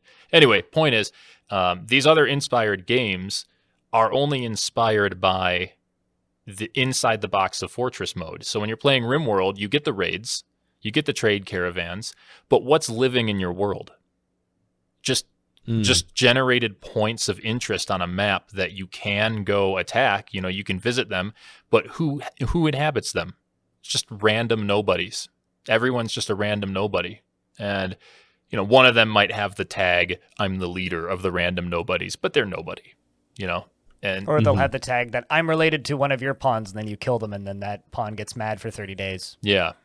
Whereas in Dwarf Fortress, in my last fort at the end, I went out and I journeyed to one site of another civilization, and I stole the slab that on which was written the decree by a demon that rose from hell of their existence in now the mortal plane when they arrived and gave birth to a goblin civilization. Like that's where those goblins came from. They had a original demon that broke through into our world from hell, basically. Started creating the goblins, or let the goblins in. I don't know exactly how that works. Crafted this slab, and hundreds of years of history for them occurred, for all of them. I don't know where that demon was. He's got to be somewhere, or he's dead. But I stole his slab and I put it in my tavern. You know? I love that way of articulating it. I think that's a very cool concept. Like, for me, like, I've been playing for like the last 18 years a game called Worm Online, which is the predecessor to Minecraft. And instead of being a sandbox game where it's very small scale, it's a sandbox game that is a perpetual world, and it's an MMORPG. And one of the really big things about Worm Online that I personally really value is the idea that the game itself is that perpetual world where everything within it has a context and a history, and so you can go out into the world and you can dig up artifacts from past settlements, and you can find ruins of settlements, or you can find a ruin that is, you know, recently uninhabited and is starting to be decayed and claimed by the wild, and there's a greater kind of narrative and a greater, I guess, importance to your position within the world. And so I kind of like that way of looking at Dwarf Fortress. That's not something that I've thought of before. Yeah, I think that's really that. So the original intention behind the game, right? And this is pretty much written as what Tarn wanted to make. Tarn and Zach is that you would start with a fortress in order to establish some kind of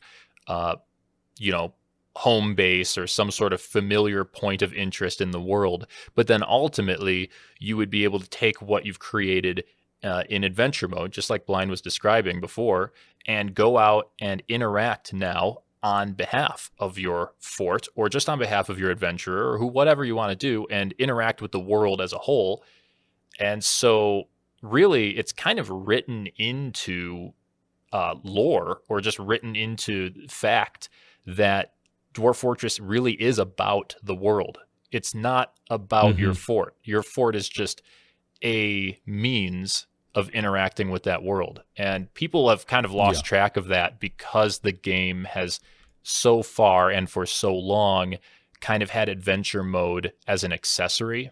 But I think, Blind, I think you're right. Once adventure mode matures, people are going to be like, oh, wait, this isn't just about making forts. You can build a fort in adventure mode. You can, yeah. Like, straight up, you can play Dwarf Fortress within adventure mode. And there's also a DF hack command right now and plugin that actually lets you seamlessly swap between Fortress and adventure mode. So, like, as those two modes develop, and once those, like, seams between them kind of get severed a little bit, like even in its current format, completely vanilla, like, you can do a lot with adventure mode, but I'm just really, really curious to see. Like, well, I mean, like, you know, I'm sitting here like positioned to profit quite heavily from the release of Premium Dwarf Fortress, right? Because like that is a large portion of my content. That's the vast majority of where my like views come from, and I look at it and I go, I really, really hope that people latch on to Dwarf Fortress and understand why it's different than everything else that has attempted to copy it or emulate elements of it, but enjoy it for what it is. And I hope that they stick with it long enough that when we get the fully reworked version of Adventure Mode, which are both going to, I think, come out faster than people realize. Like, Dwarf Fortress is going to release soon. And when I say that, I mean, it's basically ready to go. I describe it as it's imminent. Yeah. And like I keep getting like shady DMs from people saying like, "Hey, you're gonna be busy in X time frame" and stuff like that. And I look at that and I go, I hope people like it when it releases. I hope people latch onto it, and I hope that they stick with it long enough that when Adventure Mode is also released, that they try that. Because the biggest problem that I think Dwarf Fortress has had is learning Dwarf Fortress is kind of, it's not an easy task. Even if you have played Rimworld, even if you have played other games like it, and you understand what the game wants you to do, it's still not easy. It takes time. I mean, for me, it was maybe a 15-hour learning curve for me. When I sat down, I was like, screw it, I'm going to do it. And then after that, it was just learning the muscle memory. But a lot of people don't have that kind of time to, you know, just dedicate to bashing their forehead against a wall until they understand what they're looking at, right? And I really, and so most people, they get into Fortress mode because that's what's more accessible. That's where there's more tutorials. That's where there's more community around. That's what's publicly available to an interested audience member. But adventure mode is kind of like this weird cloudy thing. Like I did a poll on my YouTube channel a couple months ago that was just like, what do you play? Fortress mode, Adventure mode, and then Legends mode, which is almost a joke. But Legends mode is just where you go and read about worlds. Because my older sister plays Dwarf Fortress, but she doesn't play either mode. She just generates world and reads Legends. And it was like 2% was Legends, 7% was Adventure, the rest was Fortress. Yeah, and wow. I look at that and I go, I really hope that we can extend that adventure a little bit, because more people need to look at adventure mode. Yeah, I think that also the not just the accessibility, but Dwarf Fortress, when I was away from Dwarf Fortress between my first attempt of playing it and when I really got into it, I was playing Rimworld, and a lot of the reason I wasn't still trying to play Dwarf Fortress is because I thought, well, why don't I just play Rimworld? It's just an easier Dwarf Fortress. Because what sets Dwarf Fortress apart? What makes it worth playing as opposed to the more accessible things that look like it is currently kind of hidden. It is in Legends mode. I mean, there's adventure mode too as a means of playing differently than Fortress mode. But in terms of what the game is and contains, that's the world generation. Yeah, that's different than something like Rimworld. It's kind of hidden. You kind of can't see it right now unless you go looking for it. So that's one of the reasons I wanted to, I'm thinking about putting a video out that's just like an introduction to Dwarf Fortress, concurrent with the release of Premium. Hopefully people will go looking for it and find it, hoping to find tutorials on how to get started. Of course, I hope they find those as well. But if they can find an introduction video that's like, by the way, don't stop playing this just because it's harder Rimworld. It's not harder Rimworld. It's actually this whole world that no other game has. This is the only place you're going to find it. Easier Rimworld. Well, it's a much easier game to not die in. It's a mechanically harder Rimworld, but once you know the mechanics, it's extraordinarily easy to make a safe fortress. Mm-hmm. It's extraordinarily easy to contort the game into what you want it to do, which is the point of the game. Yeah. And yeah, so I really want people to just see that there is something in Dwarf Fortress that's big and it's important, and it does not exist in any other game. And that, if you show people that, they'll be like, oh, okay, it's worth learning how to play Dwarf Fortress, even if I already know how to play Stranded Alien Dawn or Rimworld, because I can't get a living world with 500 years of history and the daughter of a king who's married to my mayor and, has lost It's two kids. drunk in the tavern on the ground for some reason. Yeah, and went insane because her kid died to a werebeast attack 3 years ago. Speaking of insane, I had a necromancer lady show up who was already nuts. She was just already phased out of existence, running in circles naked, like crazy, right? And I couldn't expel her because her spouse wasn't present. But her spouse then showed up in the next migrant wave, and almost immediately she had a kid. And of course she can't take care of this kid, so she just threw him over her shoulder and just kept sprinting around screaming. And so I've got this naked lady necromancer that has 5 kids now, and the kids are just almost exactly 9 months apart and just on the ground, just crawling around because mom refuses to take care of them. And dads in Dwarf Fortress aren't very good. They don't even realize they have kids most of the time, I think. So they just kind of ignore them. So it's basically just I've got these babies crawling around, and then people run by and dump a bucket of water on them when they get thirsty, and to throw food at them when they get hungry. Jesus.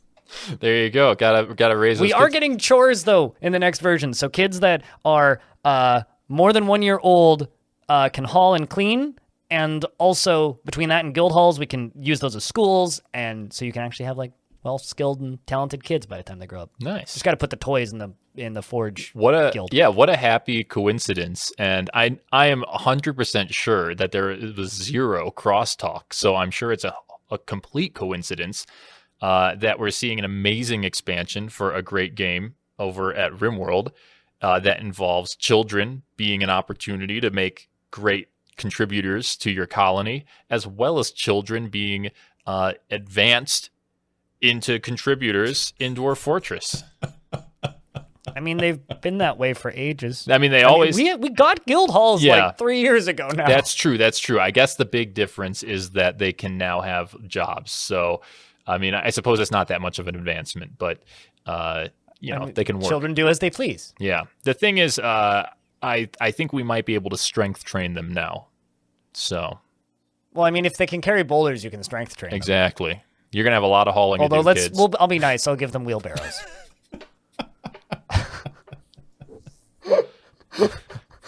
It's better than the days of making dwarven daycare, which is just yeet the children into a pit and throw food in sometimes. Right.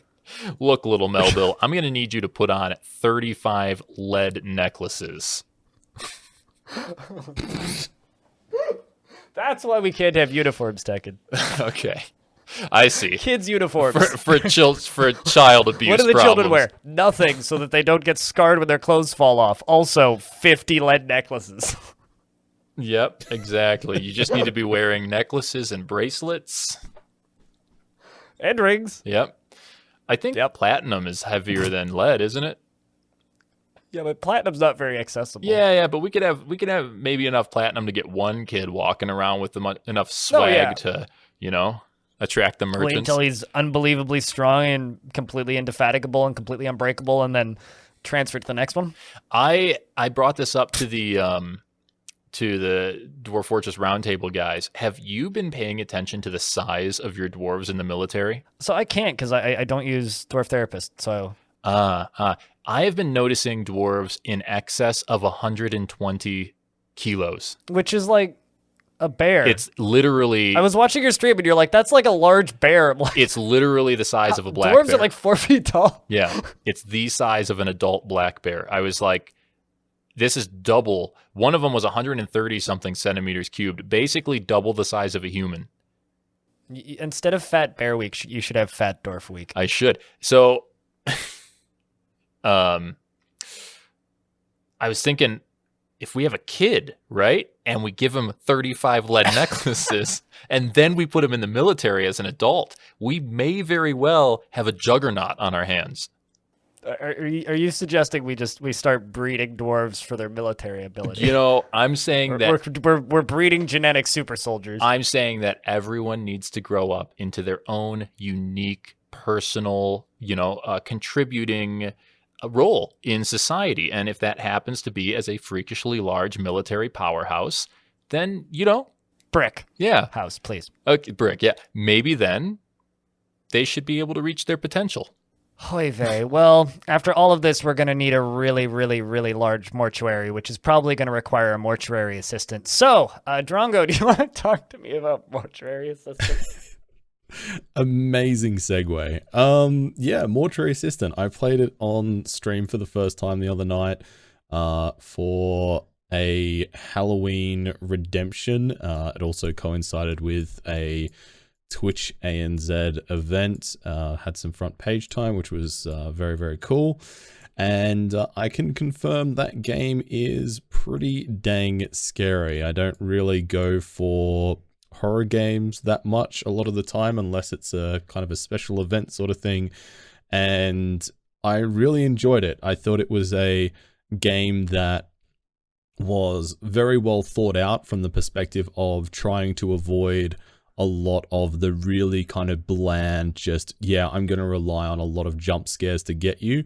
And yes, it has a lot of jump scares in it, but it also has a lot of just like really creepy moments. And even the jump scares kind of do things to, I guess, take you off guard, even though you would expect the jump scare to be coming. So for example, you know, there was particular points where I would be expecting a jump scare to come, and I would kind of like lean into it and like run towards the demon that had appeared and be like, oh yeah, I'm gonna get you. And then the jump scare doesn't happen, and I'll be like, oh, okay, well, I guess it's not gonna jump scare me. And then I'd turn around in game, and then the jump scare would happen. It kind of does a lot of things to take you off guard, and just really subtle things to kind of set the atmosphere. And it's just a very creepy game. And I think if you're into that sort of genre, I think it's executed really, really well. And I'm very impressed with it. And I won't be playing it again for a long while. I'm looking at Steam reviews of this, and they're all just complaining about grandma and the fact that they want to do their job. Yeah. Like, go away, grandma, I need to work. Isn't it a single scenario type game where you replay it for different endings? Yeah, correct. Yeah. So it does kind of have a continuation on to get the different endings. However, it is set within the same storyline, so it's not a complete fresh restart. But you're definitely put into a similar sort of setting, but there's different accesses, different parts of the areas and the environments that change and unlock as you kind of progress through and seek out those different endings. And there's different events that happen within those playthroughs that will trigger the different endings. So far I've done 2 of the 5 endings for the game. I didn't catch any streamers playing it yet, but I caught a Let's Player channel on YouTube playing it, and immediately it kind of struck me as something that would appeal to Phasmophobia players.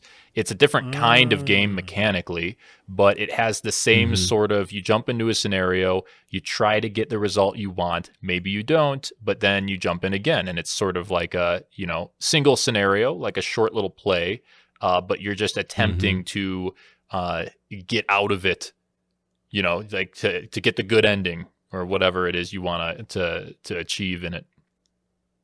Sure. I think, yeah, I mean, it is kind of separated out into more bite-sized chunks rather than being one big, really full-on story. I don't know if it's quite segmented up. I think if you do enjoy Phasmo, you'll probably enjoy this. Personally, I don't enjoy Phasmo that much. For me, it doesn't have enough kind of gravity to it, whereas this kind of has a little bit more to kind of tie you in and a bit of a personal investment. And there are enough story elements to make it interesting for me personally. And I think that's what's really missing for me from Phasmo, is there's no kind of narrative behind it. You just kind of get plonked in and, you know, go on, find your ghost, go on, toddle off. And you kind of go through the same sort of process where, yeah, sure, there is definitely, you know, a bit of repetition between the storylines trying to get the different outcomes that you want. But at least what I've played, there was a good amount of variety and a good amount of progression of the actual story and the narrative that's behind the game that it runs off of to make it interesting. Yeah, it's definitely, I think That's right. I don't really have too much to say about it because I haven't played it myself. I've seen maybe a couple hours of footage of it. But yeah, Phasmophobia is a little more arcade-like in the way that you play it. And it seemed like Mortuary Assistant is much more of a film. It's much more of a horror story that you're kind of in. It's cinematic, you know? Yeah, I would definitely describe it as more of an experience rather than an arcadey game. Yeah. I mean, I look at this and I kind of go, yeah, I think I've seen kind of everything that this game's trying to do in like other places, but I just kind of want to point at something, which is this is published by Dread XP, which is rapidly, I think, becoming one of the most... Okay, I think there's two publishers that are boutique-y publishers that I look at that put out games rather frequently these days. And I'm like, okay, these guys have an aesthetic and they're good at it and they have an eye for it. And I swear all of these games are made by the same people and there's not that many of them, but like also they're largely quite interesting. And those two publishers are Dread X and New Blood. Except New Blood, they just crank out some of the best like modern retro style shooters, and then this, it's just the best kind of psychological horror collections and neat one-off games, which, you know, I like that we're at a point now where in this industry where we can have, you know, companies putting out things like Dread Dissolution and then also the Mortuary Assistant for a very specific kind of audience, you know? I'm glad that this exists, even if I don't play them myself. I think that's a decent point, because I don't think it does anything, you know, absolutely revolutionary. There's nothing that I would say a single one thing that's like, okay, this is the really key defining thing that makes it different. I just think the overall execution of everything that ties it together is better than probably any horror game that I've played in a first-person kind of genre in at least several years. I think the last game, in fact, that I played that's sort of in the same horror vein that kind of gave me the same sort of overall investment and feeling of being genuinely like afraid at certain points and really creeped out was when I first played oh god, what's it called? The sci-fi one with the shooter. What's it called? You're not thinking Alien, are you? No. Oh god, it's really old now. Dead Space? I just had a complete mind. No. Before that, Fear, the original Fear game. I played that last year. Fantastic game. Oh, it's such a good game. Such a good So game. goofy. But I remember the first time I played that, I just like, I had to have breaks every like 40 minutes or so because I just felt that kind of exhausted from the actual experience of playing the game. See these ghosts? Shoot yeah. them. Now shoot them faster. Now go into slow motion and shoot them faster. That game's fantastic. Yeah.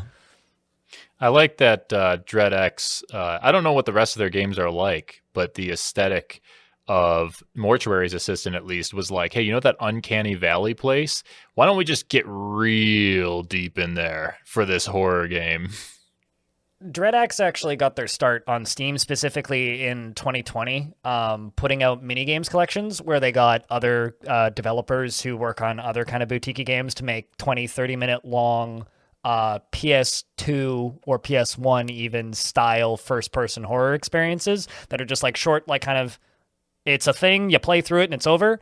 And they sold collections of them. And so I think they've done 5 of those collections now. They put out a game called Dread Dissolution, which is a couple of those developers that came together and they're trying to make like a big open world RPG horror game, very heavily inspired by Morrowind. They put out a dating sim where you date Cthulhu. Yeah, Sucker for Love. I just realized now, I'm looking at their page. I didn't know the same people made Mortuary Assistant. That's incredible. I don't know if it's the exact. These are all made by different studios largely, but like published by Dread XP. Yeah. Yes, DreadX publishes these games, but like they also put out a thing called Spookware, which is like you're playing an RPG where you go to school during the day and then at night you play these haunted game cartridges as a skeleton. It's like I don't know, like they put out weird stuff, and I appreciate weird. I like weird. Weird's cool, even if I don't necessarily have direct interest in playing the weird. I like that it exists. For sure, I agree. I'm going to real quick talk about Cosmoteer, and then I think we're going to jump into news because this has been a long game section. So I scratched the surface of a little game called Cosmoteer this past week. This is one of those games where you build a spaceship in space and fly it around. It's very much just like a grid-based builder thingy. It's a space game. Have either of you actually played Star Sector? I have not. No, I don't think so. Okay. Because I would describe this game as like light Star Sector, but with spaceship building. So there's a tiny little bit of like Rimworld style building when you're actually constructing your ship. Yep, very good. When you're actually constructing your ship, so you are putting like blocks together and managing your power and distance from item to item. But like your actual crew, aside from being assigned different jobs, don't actually matter that much in the grand scheme of things, from what I can tell. The part where this game gets interesting, though, is there's 3 main modes of play. There's creative, where you just build the biggest ship you want, and you ram it into another big ship, and you have a good day. Then there's campaign, where you fly around in an open world sandbox. You take quests from space stations, and using money that you've earned from those quests, you can buy bigger parts for your ship. You can buy blueprints and upgrades for your ship and build bigger ships. You can hire more crew if you have enough beds, and then you can find abandoned ships out in the wild and eventually start to build a fleet. At one point, I accidentally ejected half my ship and then jumped into hyperspace and left my crew behind. And when I came back, they were just corpses floating in the air, and I felt kind of bad, but it's fine. I told them they were fired before we left, so it's all good. No legal ramifications there if nobody finds their bodies. Anyway, but very, very quickly, the game tells you to go hunt down pirates. There's a faction system. It feels like a light Star Sector with a much higher focus on ship progression. Star Sector, all the ships are predefined, and there's huge variety of them, and their mechanics are super, super dense. But this is more about building, like, can I make a ship the shape of the Enterprise? Which turns out you can. And so as just kind of a open world space sandbox, it seems relatively simplistic. There's enough mechanics there that it's interesting and something that like I want to return to. I've only put about 3 hours into the game, but I do want to return to it because I enjoyed those 3 hours a whole lot. So the surface level of the campaign map that I've scratched so far seems relatively simple, but there's enough there that it's a solid space game. You know, fly to area, blow up pirates, fly to other area, explore systems, go after signals, chase after pirates that are blowing up civilians, take over a space station that was run by pirates, and then use it as a hub to make money so you can build bigger ships. It's that kind of thing, and it does that really well.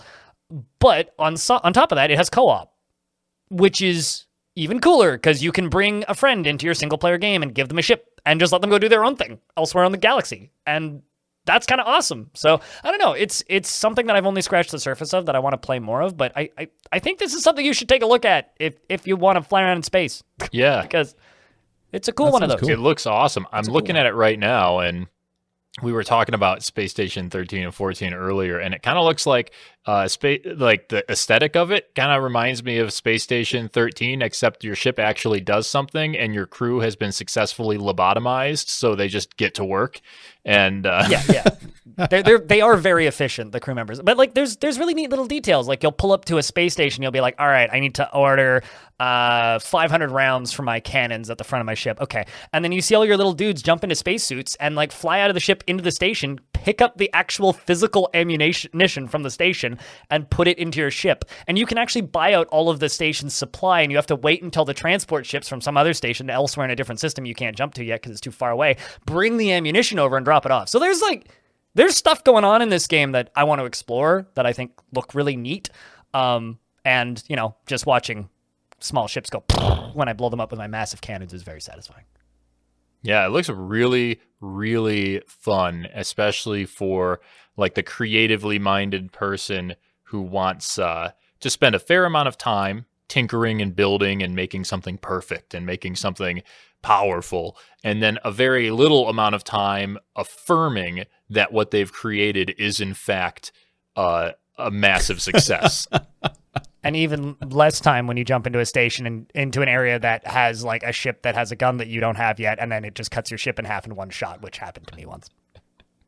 Yeah, I mean, for a creative player, I'm looking at it, and I think the aesthetic is great because it makes it very clear, I think, what you're doing. Like I don't even know what these parts are, but looking at the parts that these ships are made out of, I mean, I can kind of see exactly what, like how the ship is built. There's no like guessing. It doesn't look that complicated, even though it looks like there's a lot of stuff you can build. It's very like there's a very in-depth tutorial that the game comes with, and very quickly I was just like Xing out of all of it because it's like, oh yeah, no, that's simple enough. I get it. Okay, no, I played a space game before. Yeah, I know what I'm doing here. Okay, sweet. And then it's like, yeah, okay, so they need to run to the in the ship itself in order to keep things powered. They need to take batteries from the central core of the ship to different parts of your ship. Okay, so you don't want your like laser guns to be too far away from the power core because they have to run from the power core to the laser guns to deliver the batteries.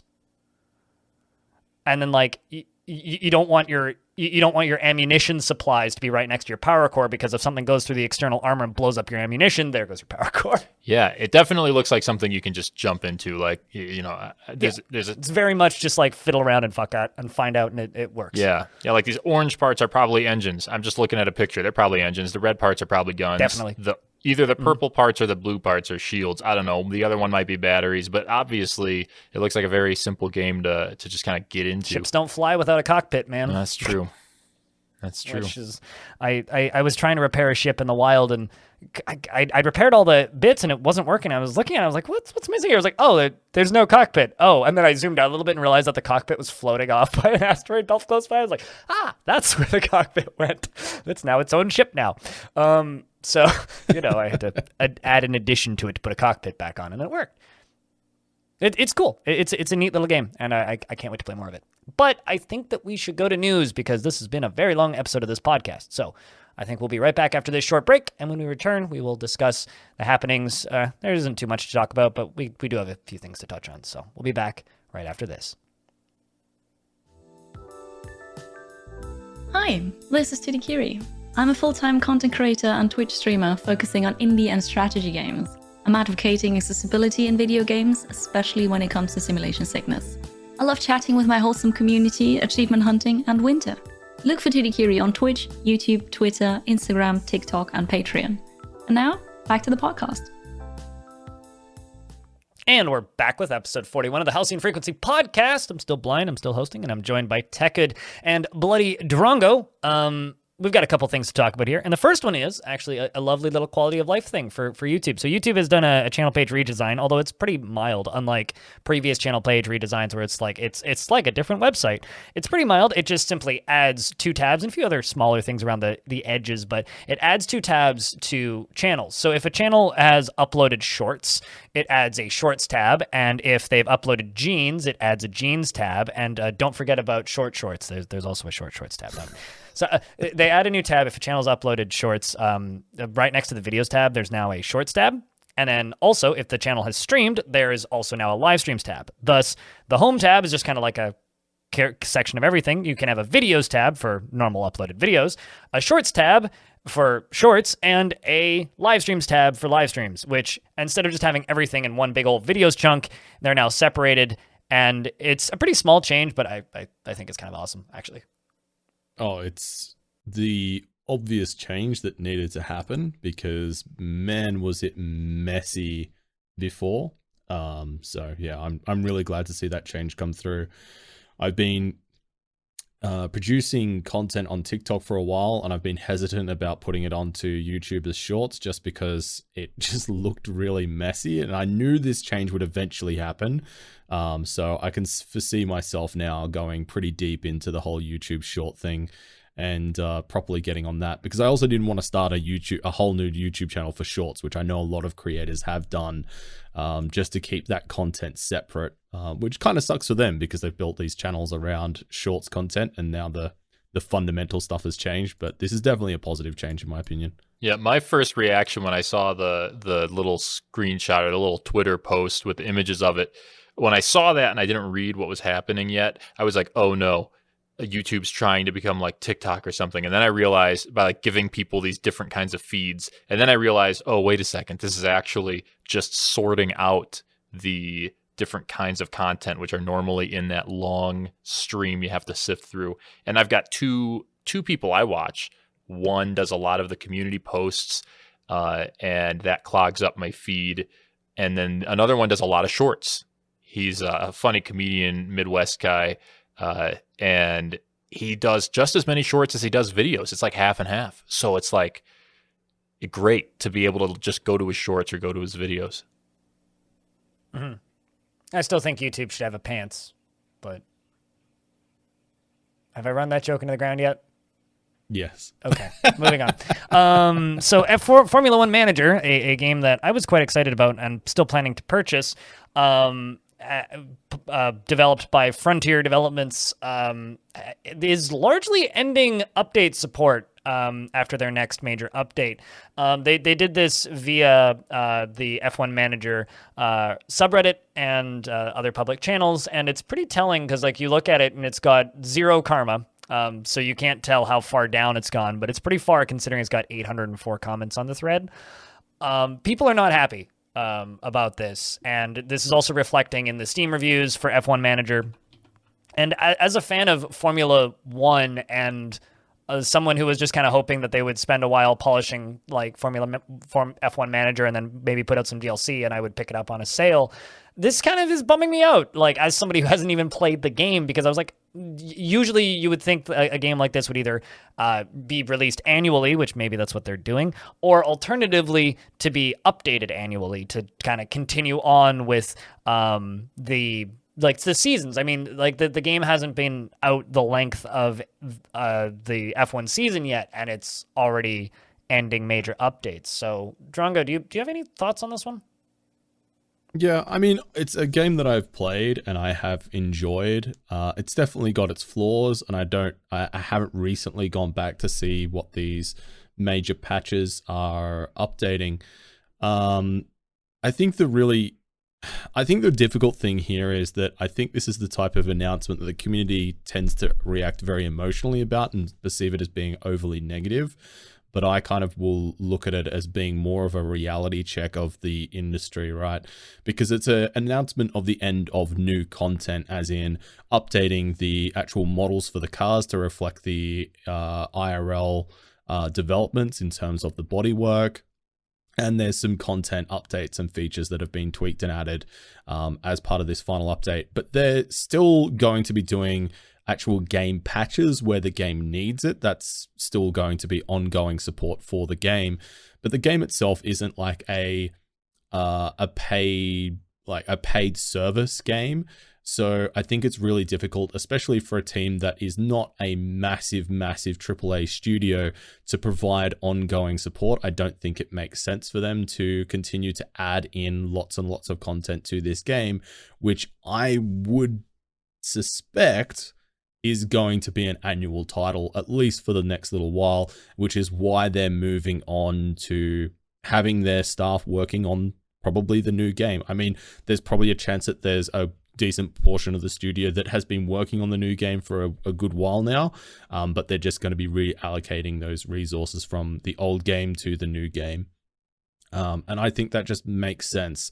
I think it's, unless you want games to continue to sell like lots of DLC and skins and have a subscription model or some kind of way of monetizing it over a long period of time, I don't think it's realistic to have this expectation that a game should be supported indefinitely.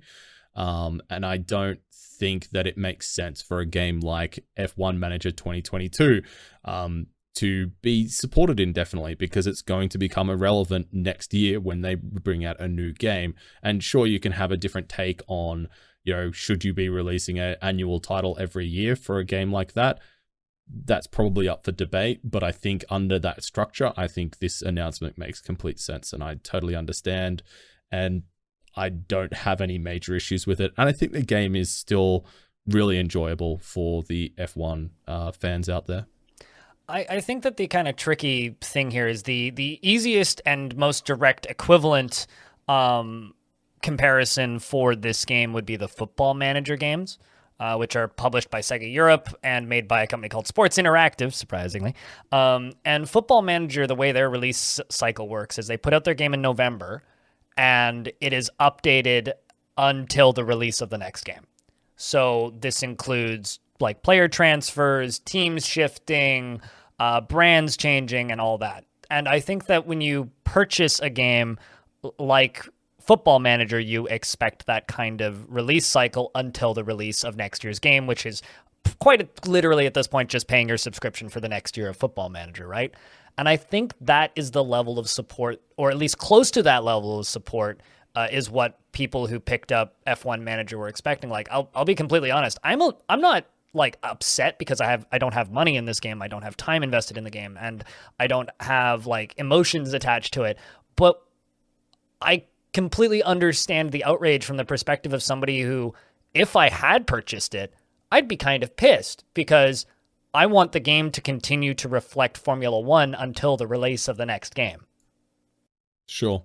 I mean, I can definitely understand that from that perspective. I think there's probably a few different factors that can lead into that not being the reality that we've ended up with.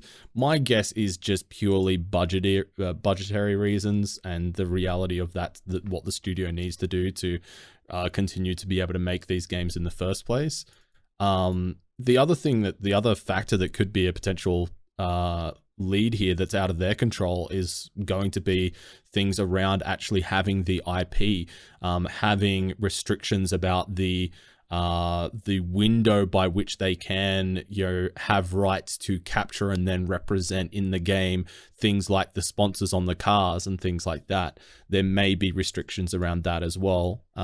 There's no way of really knowing, but I think a lot of the time, I don't think this is necessarily something that I'm going to go out and criticize them for, but I can also understand people's disappointment. I'm just reading about it now, and what I can glean from a lot of these comments, they're saying it's only been supported for 2 months, and that there were a lot of bugs on release and stuff. It seems like maybe they're also cutting their losses and just accepting a loss in PR as well for the sake of maybe just trying again. Mm-hmm. From my perspective, like I was one of the reasons I was a little bit cagey on the release of F1 Manager is just of when it released, right? It released more than halfway through the season, right? Like it was like the last third of the season is when it released. And it's like you'd think that they'd release it either like on the summer break or like day and date with the start of the season, right? Like that is when you launch your sports game, is when the season starts, and then you go alongside of that. Like the F1 22 usually releases or I guess this past, like the first person simulator game releases usually around the summer break, because that's when games sell, right? Like towards the end of the summer break is when you release the simulator game. You have like the first half of the season to kind of like watch live and play the old game and see what the season's looking like, and then they can match that as well as possible in the game and then release the game. But I don't know. To me, like I was hoping that this would go one of two directions, either game releases and it sells well enough and they can just kind of keep updating it for a couple of years and then release another one in like 3-4 years and then everybody's happy.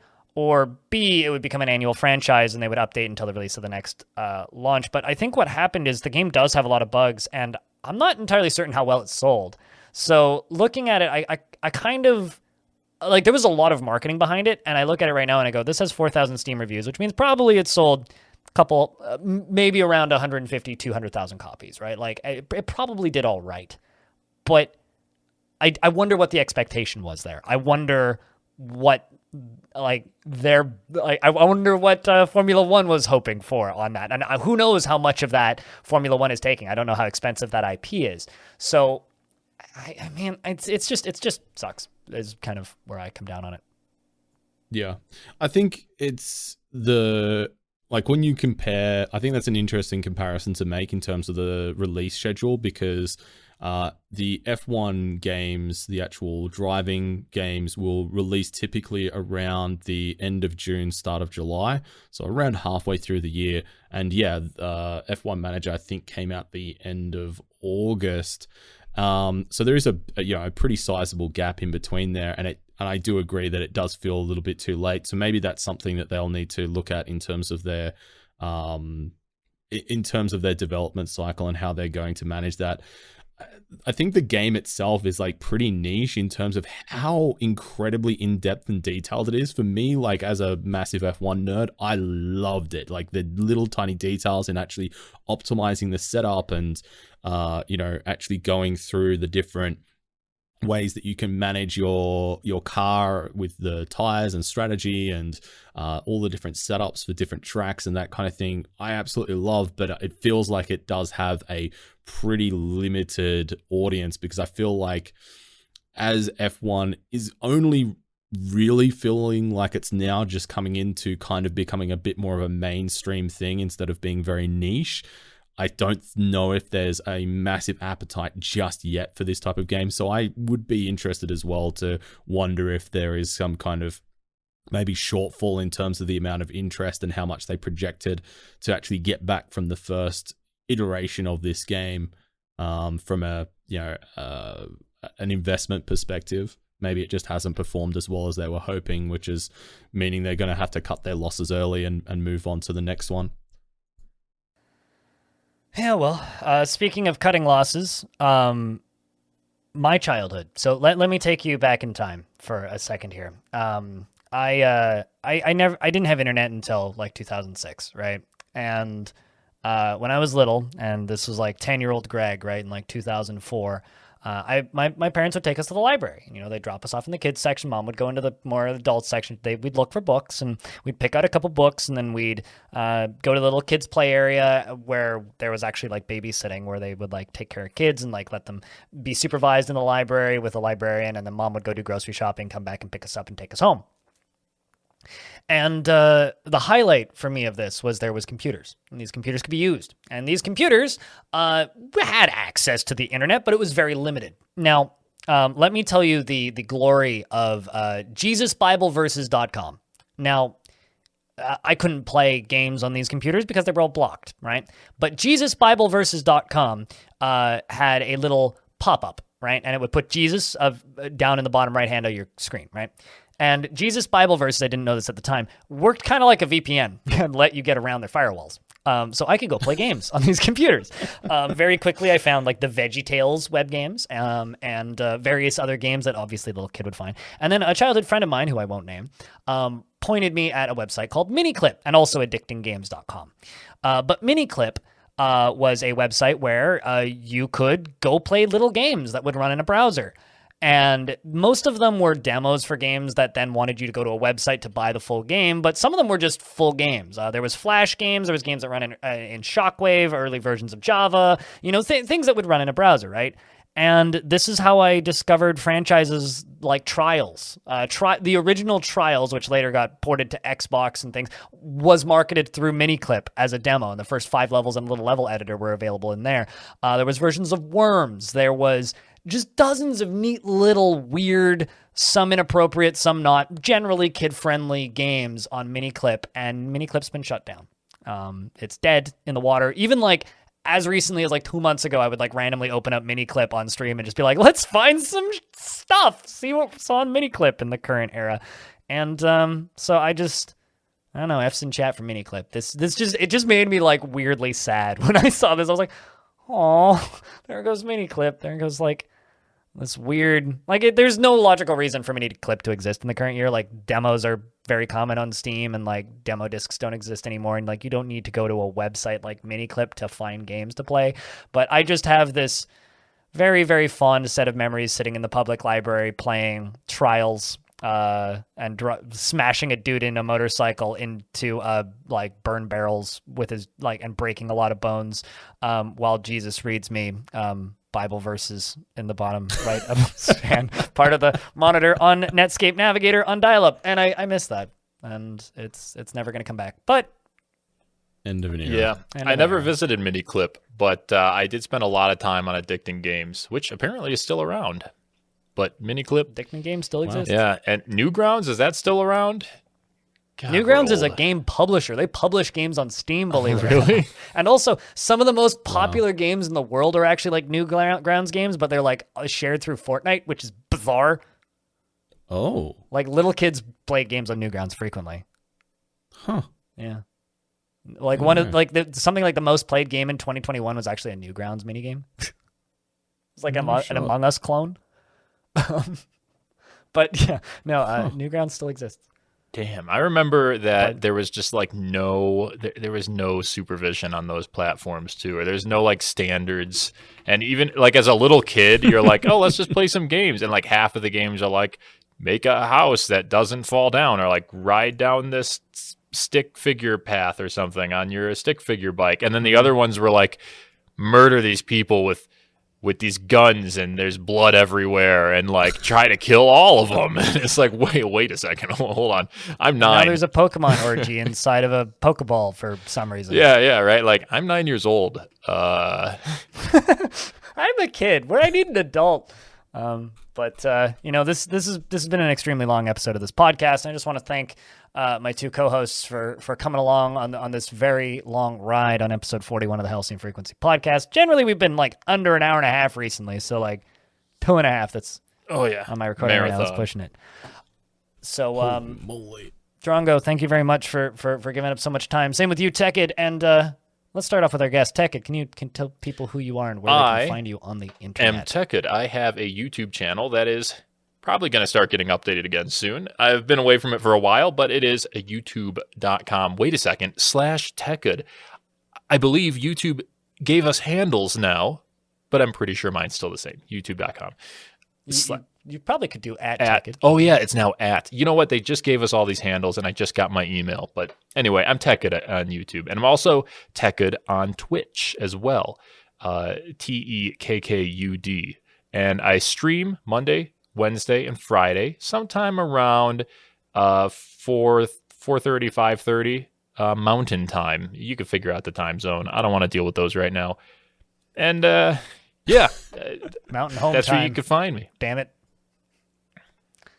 And Drongo? I'm BloodyDrongo. I'm a full-time content creator. Do Twitch, YouTube. I also do commission art and voice acting. And you can find me at Twitch/BloodyDrongo, all one word, or over on Twitter as @TheBloodyDrongo. And I'm Blind. You can find me at BlindIRL pretty much everywhere, and I talk about Dwarf Fortress more than I talk about it in this podcast. So if you follow me anywhere, you know what to expect. Also, if you like this show, this here podcast, this is the Halcyon Frequency Podcast. You can find more episodes of this at halcyonfrequency.com and places where podcasts are harvested, anywhere a podcast grows. If you can't find it on your particular podcast app of choice, let me know and I'll make it appear there. And also, if your podcast app happens to have a rating system, be that stars, likes, thumbs up, favorites, reviews, please leave a review. I think we're a 5-star podcast for a 5-star runtime, at least in this episode. And but frankly, any ratings help. And trying to get ratings on iTunes is like the equivalent of pulling teeth out of a cat. So if you could please leave us iTunes reviews, that would be awesome. Thank you very much for listening to this episode. I just want to say a real quick thank you to Peter Pohl and Paul Mile for the lovely intro and outro music that you heard on this episode. And until next week, don't change that dial. This is Halcyon Frequency, signing off.